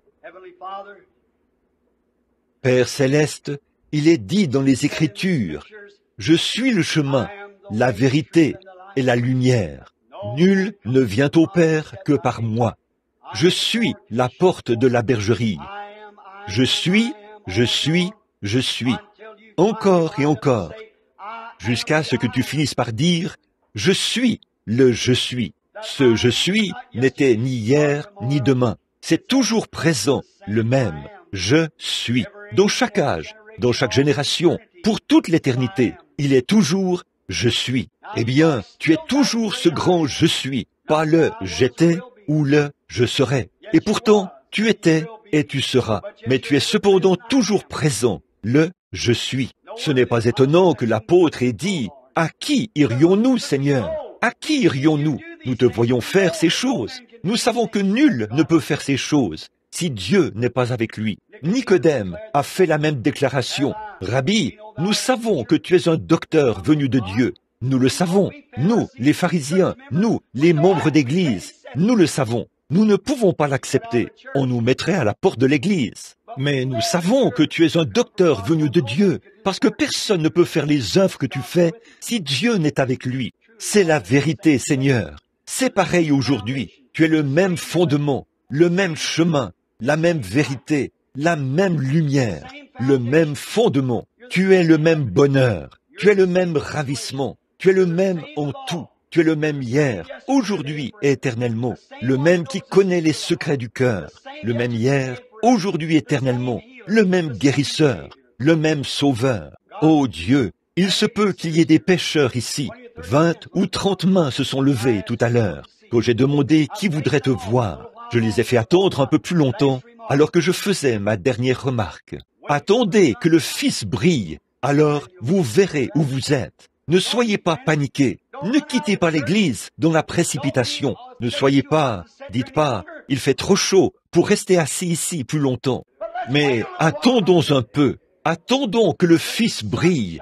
Attendons que la lumière paraisse. Attendons que Jésus entre en scène, qu'il agisse et qu'il fasse comme il le faisait quand il était ici sur la terre. Alors, nous verrons quelle direction prendre. Accorde le Père. Nous le demandons au nom de Jésus et pour sa gloire. Amen. Je sais qu'il fait chaud. Nous n'avons pas beaucoup de temps. Combien croient que ces déclarations sont vraies? Il n'y a pas d'autre chemin que l'on puisse emprunter. Il n'y a pas d'autre chemin. Eh bien, comment pouvez-vous en être sûr? J'ai condamné l'Église en tant qu'organisation. J'ai condamné le fondement sur lequel elle est bâtie, sur la doctrine des évêques et tout, ayant l'apparence de la piété, mais reniant ceux qui ont fait la force. En effet, ils ne croient pas à la guérison divine, ils ne croient pas au baptême du Saint-Esprit, ils ne croient pas aux doctrines du plein évangile. Leur dénomination, les pentecôtistes, sont en train de s'éloigner tout autant. C'est vrai, les Nazaréens, les pèlerins de la sainteté, ils ont dérivé parce qu'ils ont commencé à accepter la doctrine des hommes, la religion de feuilles de figuier. L'homme se promène. Où pouvons-nous aller? Serez-vous comme les 70 qui se détourneraient? Ou serez-vous comme Pierre ce soir et dire « Seigneur, où irions-nous? À qui d'autre pourrions-nous aller? Nous avons vu que tu as la parole de la vie éternelle. C'est toi seul qui l'as. Et Jésus est le seul qui tient votre âme dans sa main. Votre Église ne peut pas vous aider. Christ vous aide. Où pouvez-vous avoir trouvé, ou croire, ou voir un fondement qui puisse accomplir quoi que ce soit après la mort? Qu'est-ce qu'une Église peut faire pour vous après la mort? Qu'est-ce qu'une Église peut faire pour vous après que les médecins vous ont abandonné? Qu'est-ce qu'un homme peut faire pour vous quand la science médicale vous a abandonné alors que vous êtes rongé par un cancer? Rien du tout.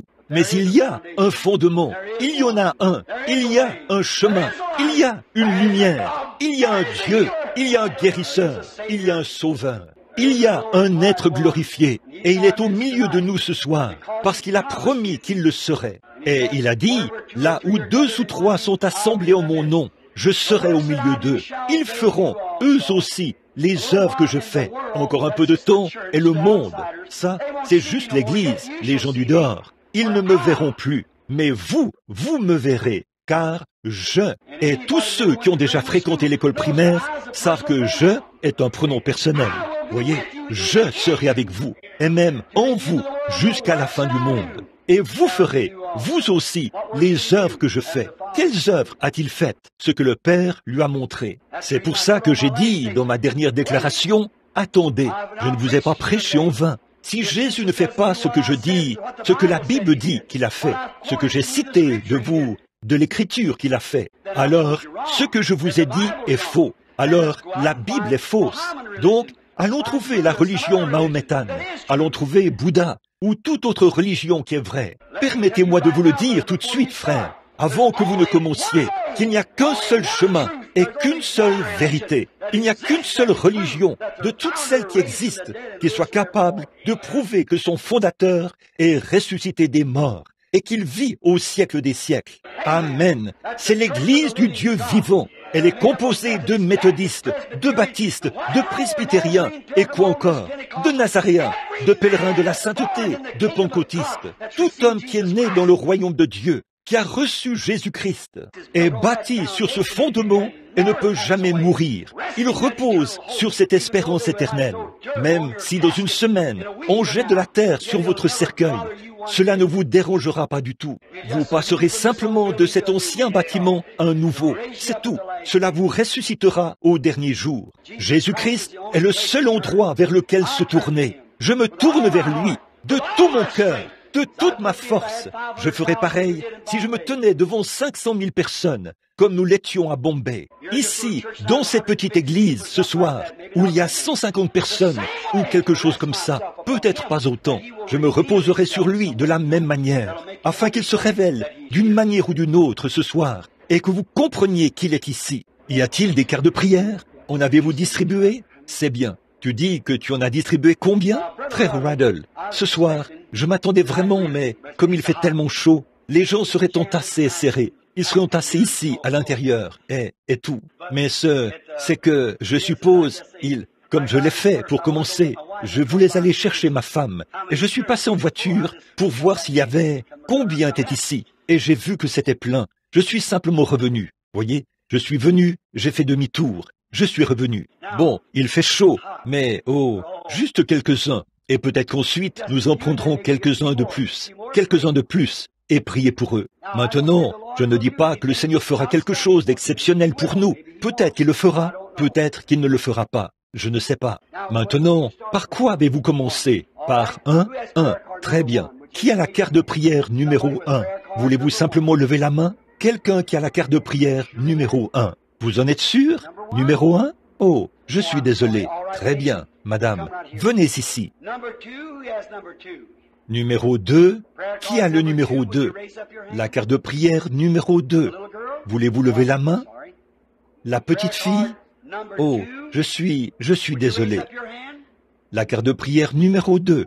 Voulez-vous lever la main? Très bien. Vous voulez dire que la carte de prière numéro 2 n'est pas ici? La dame. Très bien. Venez ici, madame. Par ici. Numéro 3. Regardez rapidement. Là, il se peut que ce soit quelqu'un qui est sourd ou quelqu'un qui ne peut pas se lever. Numéro 3. Levez la main, s'il vous plaît. La carte de prière numéro 3. Très bien, monsieur. Je connais cet homme. Très bien. Numéro 4. Levez la main. La carte de prière numéro 4. Quelqu'un a le numéro 4, s'il vous plaît. Cette dame ici. Je crois que je connais cette dame. Je ne me trompe pas. Je pense que oui. Numéro 4. Numéro 5. Tout au fond. Très bien. Numéro 6. La carte de prière numéro 6. Très bien. Numéro 7. La carte de prière numéro 7. Le monsieur qui s'avance. Numéro 8. Billy, voudrais-tu descendre et les placer pour qu'il y ait de la place pour se tenir là, ou quelque part? Numéro 9. Qui a la carte de prière numéro 9. Cette dame-ci? Très bien. Numéro 8. Très bien. Numéro 9. Qui a la carte de prière numéro 9. Regardez autour de vous. Il se peut que quelqu'un soit sourd. Numéro 9. Numéro 9. Est-ce que la personne est sortie? Regardez autour de vous, vers votre... Disons, si quelqu'un a une carte de prière à la main, regardez autour de vous. Peut-être que quelqu'un ne peut pas se lever. La carte de prière numéro 9. Nous ne voulons laisser personne de côté. Est-ce que cette dame-ci a le numéro 9? Regardez. Non, non, c'est trop loin. Numéro 9. Ne venez pas sans que votre numéro soit appelé, s'il vous plaît. Numéro 9. Je connais cette dame, Madame Ford. Avez-vous la carte de prière numéro 9? Que quelqu'un vérifie. Peut-être qu'elle n'entend pas. Jean, Voudrais-tu descendre là-bas juste un instant pour voir ce qu'il en est? Frère Fred, viens aider Billy ici un instant. Très bien.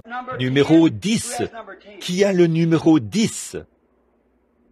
Numéro 9, numéro 10. Où sont-ils tous passés? Très bien. Nous allons commencer par ceux-ci alors. Prendre ceux-ci. Très bien. Maintenant, là dans la ligne de prière, combien d'entre vous me connaissent? Vous me connaissez et lui me connaît. Très bien. Là, dans l'auditoire, combien ne me connaissent pas? Et vous savez que je ne sais pas ce qui ne va pas chez vous. Mais vous êtes malade? Levez la main. Très bien. Très bien. Maintenant, vous qui ne me connaissez pas et que je ne connais pas, je veux que vous fassiez ceci. Je veux que vous regardiez par ici et que vous fassiez comme a fait la femme pendant que nous faisons cette petite ligne de prière. Maintenant, regardez, ces gens sont malades. Je ne vois pas d'infirmes, mais ces gens sont malades. Alors, s'ils ont besoin de guérison, eh bien, il y a une seule personne qui peut les guérir. C'est Jésus-Christ, un seul homme. Maintenant, comment peut-il le faire? Comment le fait-il? Parce que vous croyez qu'il l'a bel et bien fait, que vous croyez qu'il l'a fait. Ainsi, s'il est vivant, alors il est toujours le guérisseur. Pas vrai? Levez la main. S'il est toujours vivant, il est toujours le guérisseur. Très bien. Alors s'il peut vous prouver qu'il est vivant, ici ce soir, s'il peut le prouver lui-même. Or, il ne peut pas être ici sous une forme corporelle, parce que son corps se trouve à la droite de Dieu. Combien savent cela? Et combien savent que le Saint-Esprit qui était en lui est de retour ici maintenant, pour faire les mêmes œuvres que le Saint-Esprit faisait quand il était en lui? Ce qu'il a dit. Très bien. Alors, s'il fait ces mêmes œuvres qu'il a faites en nous, maintenant, vous qui n'avez pas de carte de prière, qui ne me connaissez pas, et vous avez levé la main, regardez par ici et dites, « Seigneur, je crois que tu es ici, et je veux toucher ton vêtement, car la Bible dit que tu es, maintenant même, un souverain sacrificateur qui peut compatir à mes faiblesses. Je suis malade, et j'ai besoin de prière, et je veux toucher ton vêtement. Alors, parle par frère Branham, et dis-moi quoi faire. Faites simplement cela, et voyez s'il est ici ou pas. Qui est le premier dans la ligne de prière? Très bien. Est-ce que c'est la dame qui est ici, dans le fauteuil? Très bien, très bien. Tout d'abord, je crois que je ne vous connais pas. Je ne pense pas. Nous sommes des inconnus l'un pour l'autre. Nous ne nous connaissons pas. Très bien. Bon, voici une femme que je ne connais pas. Je ne sais rien à son sujet. Je ne l'ai jamais vue de ma vie. Elle m'est inconnue. Et nous ici, c'est comme un tableau, exactement comme ce qui s'est passé dans la Bible. Voici un homme et une femme qui se rencontrent, comme dans Jean 4, si vous voulez le lire. Jésus a rencontré la femme au puits. Il ne l'avait jamais vue auparavant, et elle non plus ne l'avait jamais vue. Alors il a dit, « Femme, apporte-moi à boire. » Qu'était-il en train de faire? Il contactait son esprit. Et elle a dit, « Les Juifs n'ont pas coutume de demander cela aux Samaritains. Nous n'avons pas de relation entre nous. » Il a dit, « Va chercher ton mari et viens ici. » Elle a dit, « Je n'ai pas de mari. » Il a dit, « C'est vrai, tu en as eu 5. Celui avec qui tu vis n'est pas le tien. » Elle a dit, « Seigneur, je vois que tu es prophète. » Eh bien, nous savons, nous les Samaritains, nous savons que quand le Messie viendra, il nous dira ces choses. Mais toi, qui es-tu? Il a dit, « Je le suis, moi qui te parle. » Et elle a couru le dire à toute la ville. « Venez voir un homme qui m'a dit ce que j'ai fait, ou quelque chose à son sujet. Ne serait-il point le Messie? » Eh bien, si ça, c'était le signe du Messie en ce jour-là, et qu'il est le même hier, aujourd'hui, éternellement, ne serait-ce pas la même chose aujourd'hui qu'à cette époque-là? Ne ferait-il pas la même chose? Combien d'entre vous, dans ce bâtiment, que vous soyez pêcheur ou pas, le croiraient s'il agissait de la même manière? Levez la main. Maintenant, voici ma main. Pour autant que je sache, je n'ai jamais vu cette femme de toute ma vie. Elle se tient ici en disant « Merci Jésus ». Il se peut qu'elle soit chrétienne. Il se peut qu'elle ne le soit pas. Bien des gens disent « Merci Jésus ». Et ils ne savent rien à son sujet. Plusieurs d'entre eux. Voyez, il a dit « Plusieurs viendront à moi ce jour-là et diront « Seigneur, Seigneur, je ne vous ai même jamais connu », a-t-il dit. Bon, si Jésus est le même hier, aujourd'hui, éternellement, et qu'il est ici au milieu de nous, si je peux m'humilier devant lui pour me soumettre à lui, alors il agira à travers moi de la même manière qu'il l'a fait avec son Dieu, agira à travers moi comme il l'a fait à travers Jésus avec la femme au puits. Pas vrai? Maintenant, nous voici ici. Nous ne nous sommes jamais vus tous les deux. Est-ce que cela vous amènerait tous à croire? Cela fortifierait-il votre foi? Ainsi, s'il est ici, s'il est vivant, alors il est toujours votre sauveur, toujours votre guérisseur. Pas vrai? Maintenant, voyons voir s'il le fera. Alors, ô Dieu, ceci est entre tes mains maintenant. Le reste est entre tes mains, car nous savons que l'homme ne peut pas faire ces choses.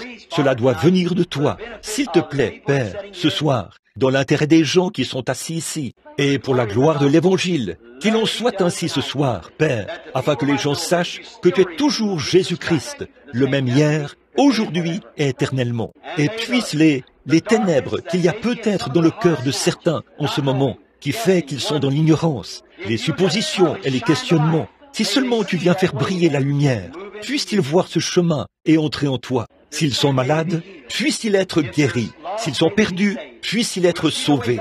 Nous verrons le chemin pour retourner au rivage. Quand le Fils se lèvera, accorde le Seigneur. Puisse le soleil de justice se lever maintenant, avec la guérison sous ses ailes. Et étendre son grand être sur ce lieu. Accorde-le, Père. Nous le demandons pour la gloire de Dieu, au nom de Jésus-Christ. Amen. Je veux que vous soyez respectueux, car nous sommes conscients que nous ne pouvons pas. Il ne s'agit pas de jouer à l'église. Il s'agit de faire descendre la présence du Dieu Tout-Puissant dans ce petit bâtiment. Maintenant, voyez-vous dans quelle position je me trouve? Il y a 150 personnes ici. J'ai dit ceci devant des dizaines de milliers de personnes, et 100 000 personnes. Et même une fois, il y avait jusqu'à 500 000 personnes, parmi lesquelles se trouvaient des athées, des incroyants, des incrédules, des manipulateurs de serpents et tout le reste. Il ne faillira pas. Maintenant, il doit prouver qu'il est le Dieu de la Bible ou qu'il n'est pas le Dieu de la Bible. Et s'il est le Dieu de la Bible, il est le même hier, aujourd'hui et éternellement. S'il peut dire à cette femme pourquoi elle est ici, je ne l'ai jamais vue, ou lui dire quelque chose qu'elle sait, que je ne sais pas du tout, s'il peut lui dire pourquoi elle est ici, comme il l'a fait pour la femme au puits, s'il peut lui expliquer quelque chose qu'elle sait, si je ne la connais même pas, et qu'elle ne me connaît pas, mais nous voici ici, pour la première fois de notre vie, certainement que cela vous secouerait au point que tout le brouillard se dissiperait devant vous. Puisse-t-il l'accorder? C'est ma prière. Maintenant, cette dame qui est ici pour qu'on prie pour elle, je veux que chacun croie maintenant. Maintenant, comme je ne connais pas cette dame, j'aimerais lui parler un instant, comme notre Seigneur l'a fait avec la femme au puits, juste pour contacter son esprit. Maintenant, nous ne nous sommes jamais rencontrés auparavant. Et pourtant, le Seigneur vous connaît et il me connaît.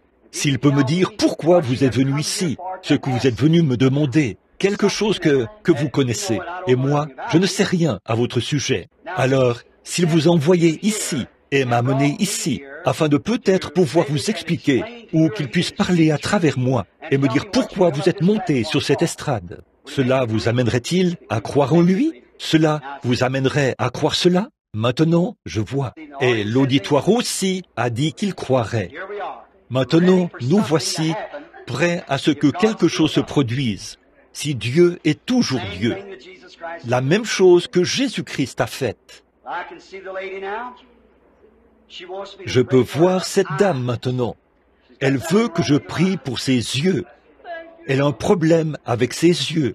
Là, ce n'est pas quelque chose que j'ai juste deviné. C'est vrai, elle est en train de perdre la vue et elle veut qu'on prie pour ses yeux. C'est la vérité. Si c'est vrai, agitez ce mouchoir vers eux, sœur. Or, je ne l'ai jamais vue de ma vie. Qu'est-ce qui a produit cela? Qu'est-ce qui a produit cela? Elle a l'air d'être quelqu'un de bien. Vous pensez que j'ai deviné ça? Très bien. Nous verrons. Maintenant, madame, pour que tout soupçon soit dorénavant écarté de cette église, afin que lorsque frère Rudel prêche que Jésus-Christ est le même hier, aujourd'hui et éternellement, que l'on sache, par la position de cette chair, que Jésus-Christ a manifesté sa gloire et a prouvé que c'était vrai. Maintenant, oui, je vois ses yeux se dégradent. C'est de l'astigmatisme qui est dans ses yeux. Aussi, une autre chose, il y a quelque chose qui ne va pas chez elle.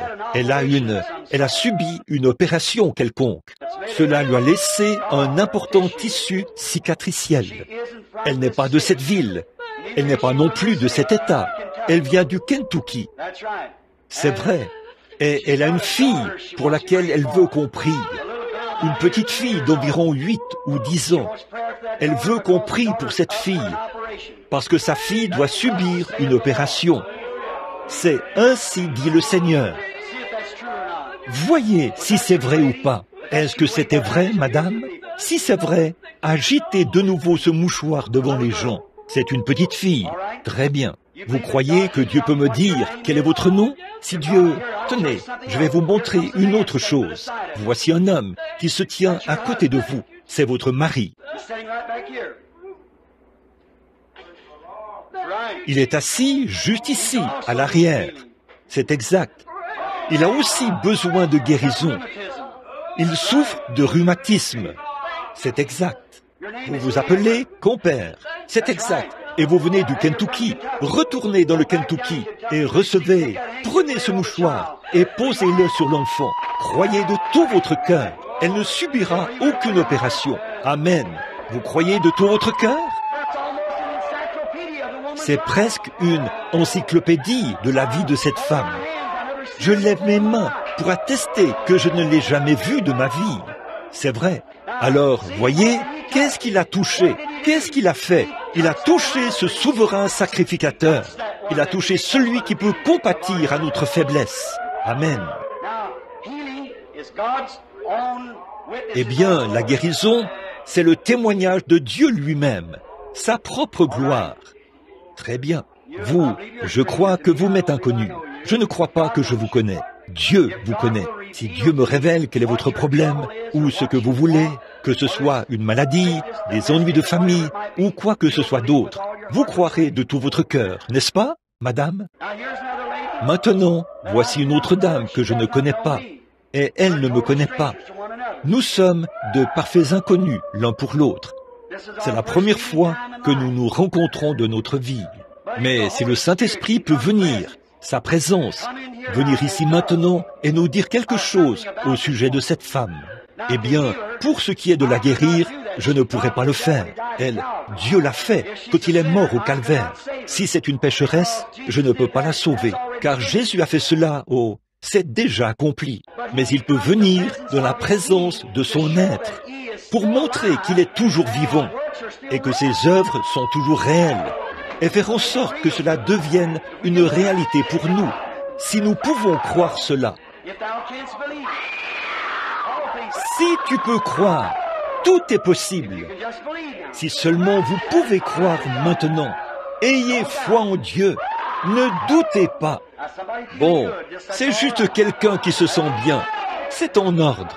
L'autre jour, je traversais l'État du Kentucky. J'ai entendu un homme qui sortait des buissons en criant. J'ai dit, est-ce que cet homme, qu'est-ce qu'il a? On m'a dit, il est simplement ivre et il se sent bien.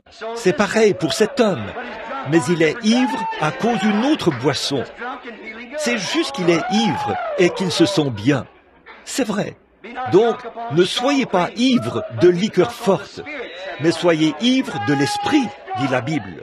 Maintenant, cette femme-ci qui m'est inconnue, si Dieu peut lui dire quel est son problème, ou quelque chose à son sujet, qu'elle sait que je ne connais pas, qu'elle en soit le témoin, elle saura si c'est vrai ou pas. Pas vrai, madame? Est-ce que ça vous aiderait si Dieu le faisait? Maintenant, pour ce qui est de vous guérir, sœur, si je pouvais le faire, je le ferais. Mais je ne le peux pas. Je ne suis qu'un homme. Mais cette dame est ici pour qu'on prie pour elle. Elle a des calculs biliaires. C'est vrai. Et elle a aussi le diabète. C'est pour ça que vous voulez qu'on prie. N'est-ce pas, madame? Si c'est vrai, levez la main pour que les gens voient.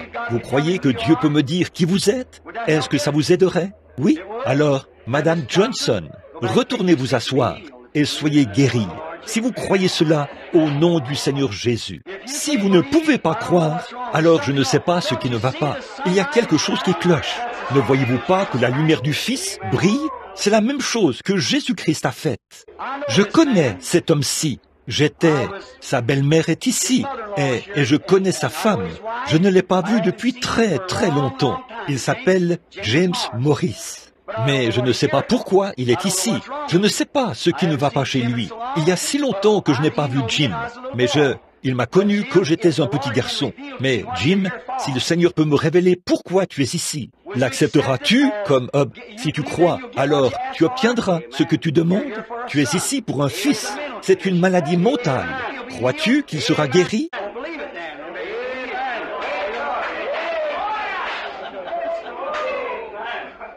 Alors va et crois cela. Crois seulement de tout ton cœur. Je pense qu'il faut que j'aille te visiter, frère Jim. Je connais cette dame. Elle est la femme d'un ami qui m'est très cher. Elle s'appelle Imel Hébert. Je vous ai vu dans un magasin, ici, il n'y a pas longtemps. Je n'ai aucune idée de ce qui ne va pas chez vous. Je vous connais. Je connais votre mari. Votre mari et moi, nous avons grandi ensemble quand nous étions jeunes. Et il a fait des études, je crois, un chiropraticien, pour devenir chiropraticien. C'est vrai. Et juste pour savoir ce qui ne va pas chez vous. Mais si le Seigneur me révèle, maintenant, Madame Imel Hébert, à cause de Gilbert et de sa sœur, avec laquelle je sortais, si, à cause d'eux, je pouvais vous guérir, je le ferais. Mais je ne le peux pas. Mais il le fera, si vous croyez maintenant, et s'il vous fait savoir que, bien sûr, je connais votre nom, je vous connais depuis longtemps, mais je ne sais pas ce qui ne va pas chez vous. Si Dieu me dit ce qui ne va pas chez vous, croirez-vous en lui, en vue de votre guérison? L'arthrite, c'est ça votre problème. Je vois que vous êtes raide en essayant de sortir du lit le matin.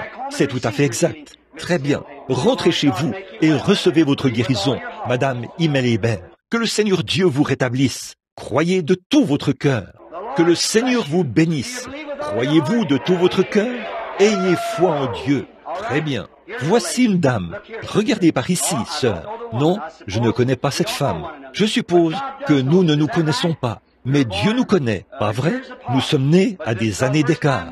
Mais c'est la première fois que nous nous rencontrons, à ma connaissance ou à votre connaissance. C'est notre première rencontre. Vous pouvez voir qu'elle hoche la tête. C'est vrai, c'est la première fois que je vois cette femme de ma vie. Mais Dieu nous connaît tous les deux. Il nous connaît depuis notre enfance. Il nous connaissait avant même que le monde ait été formé. Il savait que nous serions ici même ce soir. Il savait que cet incident aurait lieu avant même qu'il y ait un atome ou une molécule. Il le savait, parce qu'il est infini. Il savait tout avant même que le monde soit formé. Il connaissait tout ce qui était arrivé. Il connaissait chaque moucheron et toutes les fois qu'il a cligné des yeux. Il sait tout parce qu'il est infini. Vous voyez? Et on ne peut pas limiter l'infini à quoi que ce soit. C'est tout simplement la perfection de la perfection. Eh bien, il est simplement apparu. C'est tout. Vous voyez? Maintenant, s'il peut me dire quel est votre problème, alors croirez-vous de tout votre cœur? Vous le ferez. De tout votre cœur? Très bien. Vous souffrez du cœur et vous voulez qu'on prie pour cela. Le cœur, c'est exact. Eh bien, quelque chose d'autre vous tient à cœur. Vous voyez, j'ai saisi ça. Vous voyez, vous vous êtes dit, va-t-il me laisser repartir sans me dire cette chose? Non, je vais vous le dire. Vous êtes ici pour un garçon, votre fils. C'est exact. Et ce fils n'est pas ici. Ce fils est dans le Yo. Il est dans un hôpital pour tuberculeux. Il a la tuberculose. Et il n'est pas sauvé. Vous priez pour son âme et pour son rétablissement. Ainsi dit le Seigneur. Je vous mets au défi de vérifier cela pour voir si c'est vrai ou pas. C'est vrai, n'est-ce pas, madame? C'est la vérité. Très bien. Je ne peux pas guérir. Croirez-vous? Alors allez et vous recevrez cela exactement comme vous l'avez cru. Allez au nom du Seigneur. Amen. Vous croyez de tout votre cœur? Voyez, la lumière brille. Nous savons où nous sommes maintenant. Nous sommes dans la présence du Seigneur Jésus. Vous dites, il lit dans vos pensées. Très bien. Je ne vais même pas regarder cette dame. Mettez votre main sur la mienne, madame. Si le Seigneur me dit par ici, en regardant par ici, ce qui ne va pas chez vous, croirez-vous cela? Et croirez-vous que vous serez guéri? C'est dans votre dos, c'est exact. Si c'est exact, levez la main que vous avez mise sur la mienne. Allez et soyez guéris. Jésus-Christ vous rétablit. Voyez? Très bien. Il est tout simplement le Seigneur Jésus, le même hier, aujourd'hui et éternellement. Très bien. Cet homme qui s'avance, vous voulez être guéri de l'arthrite? Vous croyez que Dieu va vous guérir? Repartez et soyez guéri. C'est aussi simple que ça. Croyez-le tout simplement. Retournez à votre place et dites, je crois de tout mon cœur, de toute ma pensée. Vous serez guéri. Croyez-le simplement de tout votre cœur. Ne doutez pas. Très bien, monsieur. Cette femme-ci, évidemment, vous voyez qu'elle tremble. Elle est atteinte de paralysie agitante. Il y a peut-être autre chose qui ne va pas. Voyons un peu. Oui, monsieur, elle est atteinte du diabète sucré. Vous croyez que Dieu vous guérira de ce diabète sucré, maman? Seigneur Dieu, nous condamnons cette vilaine chose au nom de Jésus-Christ. Puisse-t-elle être guérie? Amen. Retournez à votre place et soyez guéris, sœur. Vous croyez de tout votre cœur? Qu'en est-il de vous qui êtes assis là? Vous croyez? Vous croyez que je suis le prophète de Dieu? Il y a, si vous pouvez croire, vous qui n'avez pas de carte de prière, vous qui êtes malade et dans le besoin, ayez foi en Dieu. Vous pouvez le croire. Très bien. Vous avez amené ce garçon pour qu'il reçoive sa guérison. C'est dans son dos. C'est exact. Il est infirme. Vous croyez que vous pouvez le ramener en Arkansas, qu'il sera guéri et rétabli? Vous voulez abandonner la cigarette, dire « je vais arrêter, être et servir le Seigneur et faire ce qui est bien », le ferez-vous?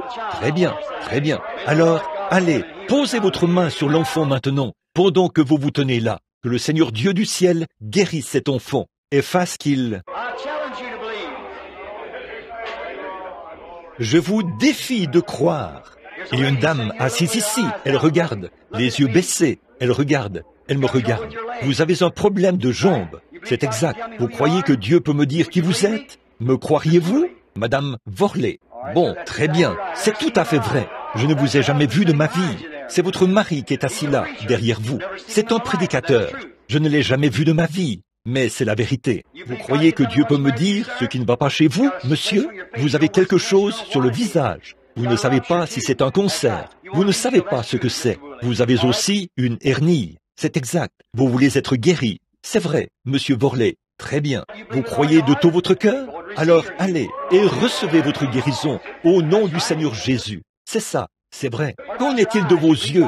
Vous croyez que Dieu va vous rétablir? Vous, à l'arrière, assis là, en train de me regarder?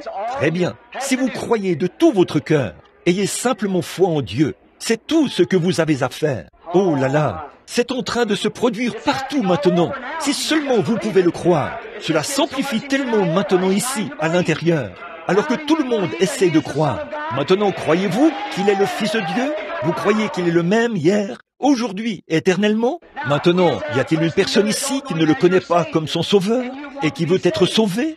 Voudriez-vous le faire? Vous n'avez jamais reçu le Saint-Esprit et vous voudriez venir en Christ afin d'être un croyant? Levez la main. Si vous dites « J'aimerais que Dieu vous bénisse », venez ici à l'hôtel, maintenant même. Donnez-nous une note là, au piano, juste un instant, avant que nous terminions. Je vous invite à venir ici. Venez ici à l'hôtel. Venez ici et agenouillez-vous. C'est ça, jeune homme. Levez-vous. Viens ici, petite fille. Vous qui regardez ce petit garçon, ça devrait faire honte à certains. Vous voulez aller là, à l'avant? Vous voulez vous approcher de lui? Venez maintenant. Avancez-vous. Amen. Avancez-vous maintenant dans la présence du Saint-Esprit. C'est ça, frère. Venez maintenant. Ne voulez-vous pas vous avancer ici et vous agenouiller avant que le service de guérison commence?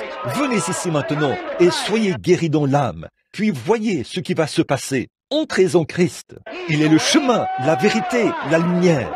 Personne ne vient si ce n'est par lui. Que vous soyez méthodiste, baptiste, presbytérien, luthérien, qui que vous soyez, si vous n'avez pas reçu le Saint-Esprit, c'est maintenant le moment de le faire. Avancez-vous maintenant et entrez en Christ. Vous vous poserez des questions sur ceci. Vous ne saurez pas comment vous en emparer. Vous ne comprendrez pas cela tant que vous n'aurez pas reçu le Saint-Esprit. Venez maintenant. Si j'ai dit la vérité, Dieu m'a parlé. Dieu a parlé à travers moi. J'ai dit la vérité. Il est le seul chemin. Il est le seul fondement.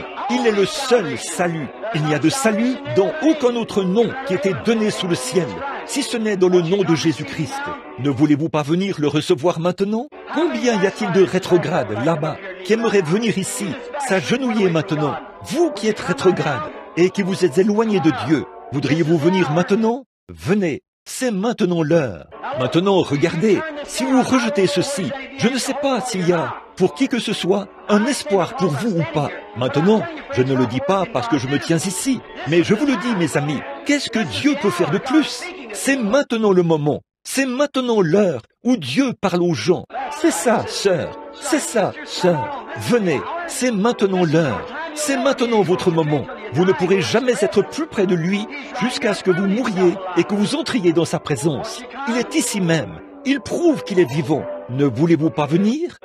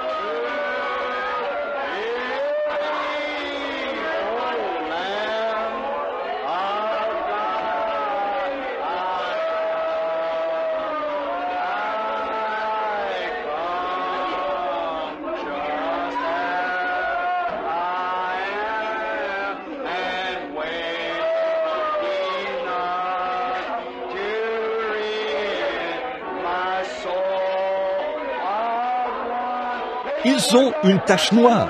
C'est l'incrédulité. Venez, c'est ça.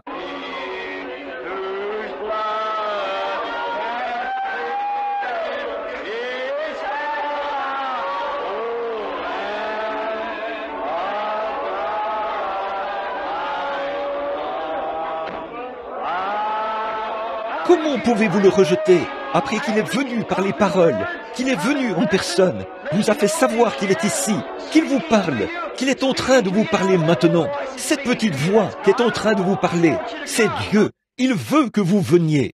Nous n'avons plus beaucoup de temps à vivre ici, mes amis. Nous partons d'ici. Ne voulez-vous pas venir vous agenouiller avec ce groupe de gens? Dire, ô Dieu, sois miséricordieux envers moi. Je veux accepter Christ maintenant. Je veux naître de nouveau. Je veux être rempli du Saint-Esprit. Je veux quelque chose de réel. Je veux être réel. Venez maintenant même à l'autel, alors que nous chantons le prochain couplet. Voulez-vous venir maintenant, pendant que nous venons? Maintenant, que quelques-uns d'entre vous, qui sont de bons chrétiens, viennent se placer autour d'eux ici. Que certains d'entre vous, les malades, viennent s'agenouiller aussi. Que certains d'entre vous, qui sont chrétiens, viennent s'agenouiller avec ceux-ci, alors que nous prions.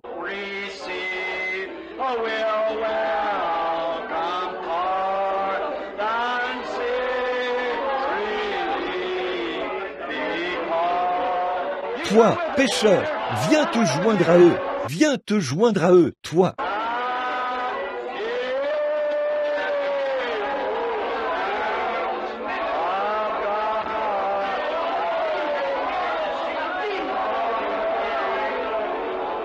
Venez par ici.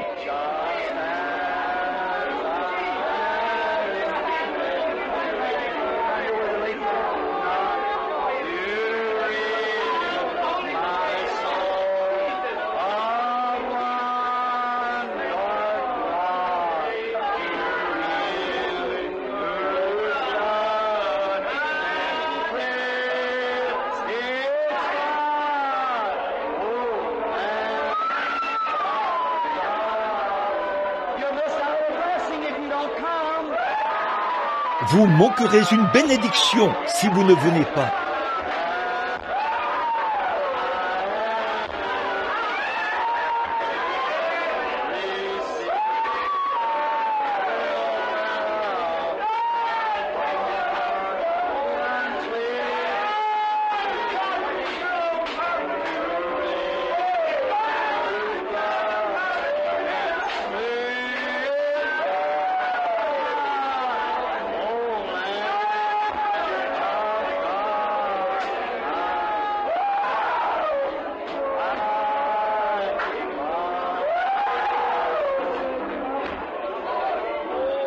Eh bien, que toute l'Église courbe la tête maintenant, que tout le monde soit en prière. Priez pour chacun de ces gens qui sont autour de l'autel, sans exception. Vous tous qui êtes ici à l'autel maintenant, vous êtes venus sur la base du sang versé. Vous êtes venus ici pour recevoir le Saint-Esprit. Vous êtes venus pour que vos péchés soient pardonnés par Dieu, qui est juste et bien disposé. L'eau sera prête pour vous. Vous pouvez venir au baptistère demain pour vous faire baptiser là-bas à l'église. Si le pasteur veut vous y emmener, repentez-vous et que chacun de vous soit baptisé au nom de Jésus-Christ pour la rémission de vos péchés et vous recevrez le don du Saint-Esprit. Comme Pierre prononçait encore ses mains, le Saint-Esprit descendit sur ceux qui les écoutaient, car on les entendait parler en langue. Le Dieu du ciel, qui était avec les apôtres, qui est Dieu au siècle des siècles, il est ici ce soir. Maintenant, que tout le monde courbe la tête pour prier, que chacun élève la voix et prie, pendant que le pasteur nous conduit. Frère Rudel, très bien.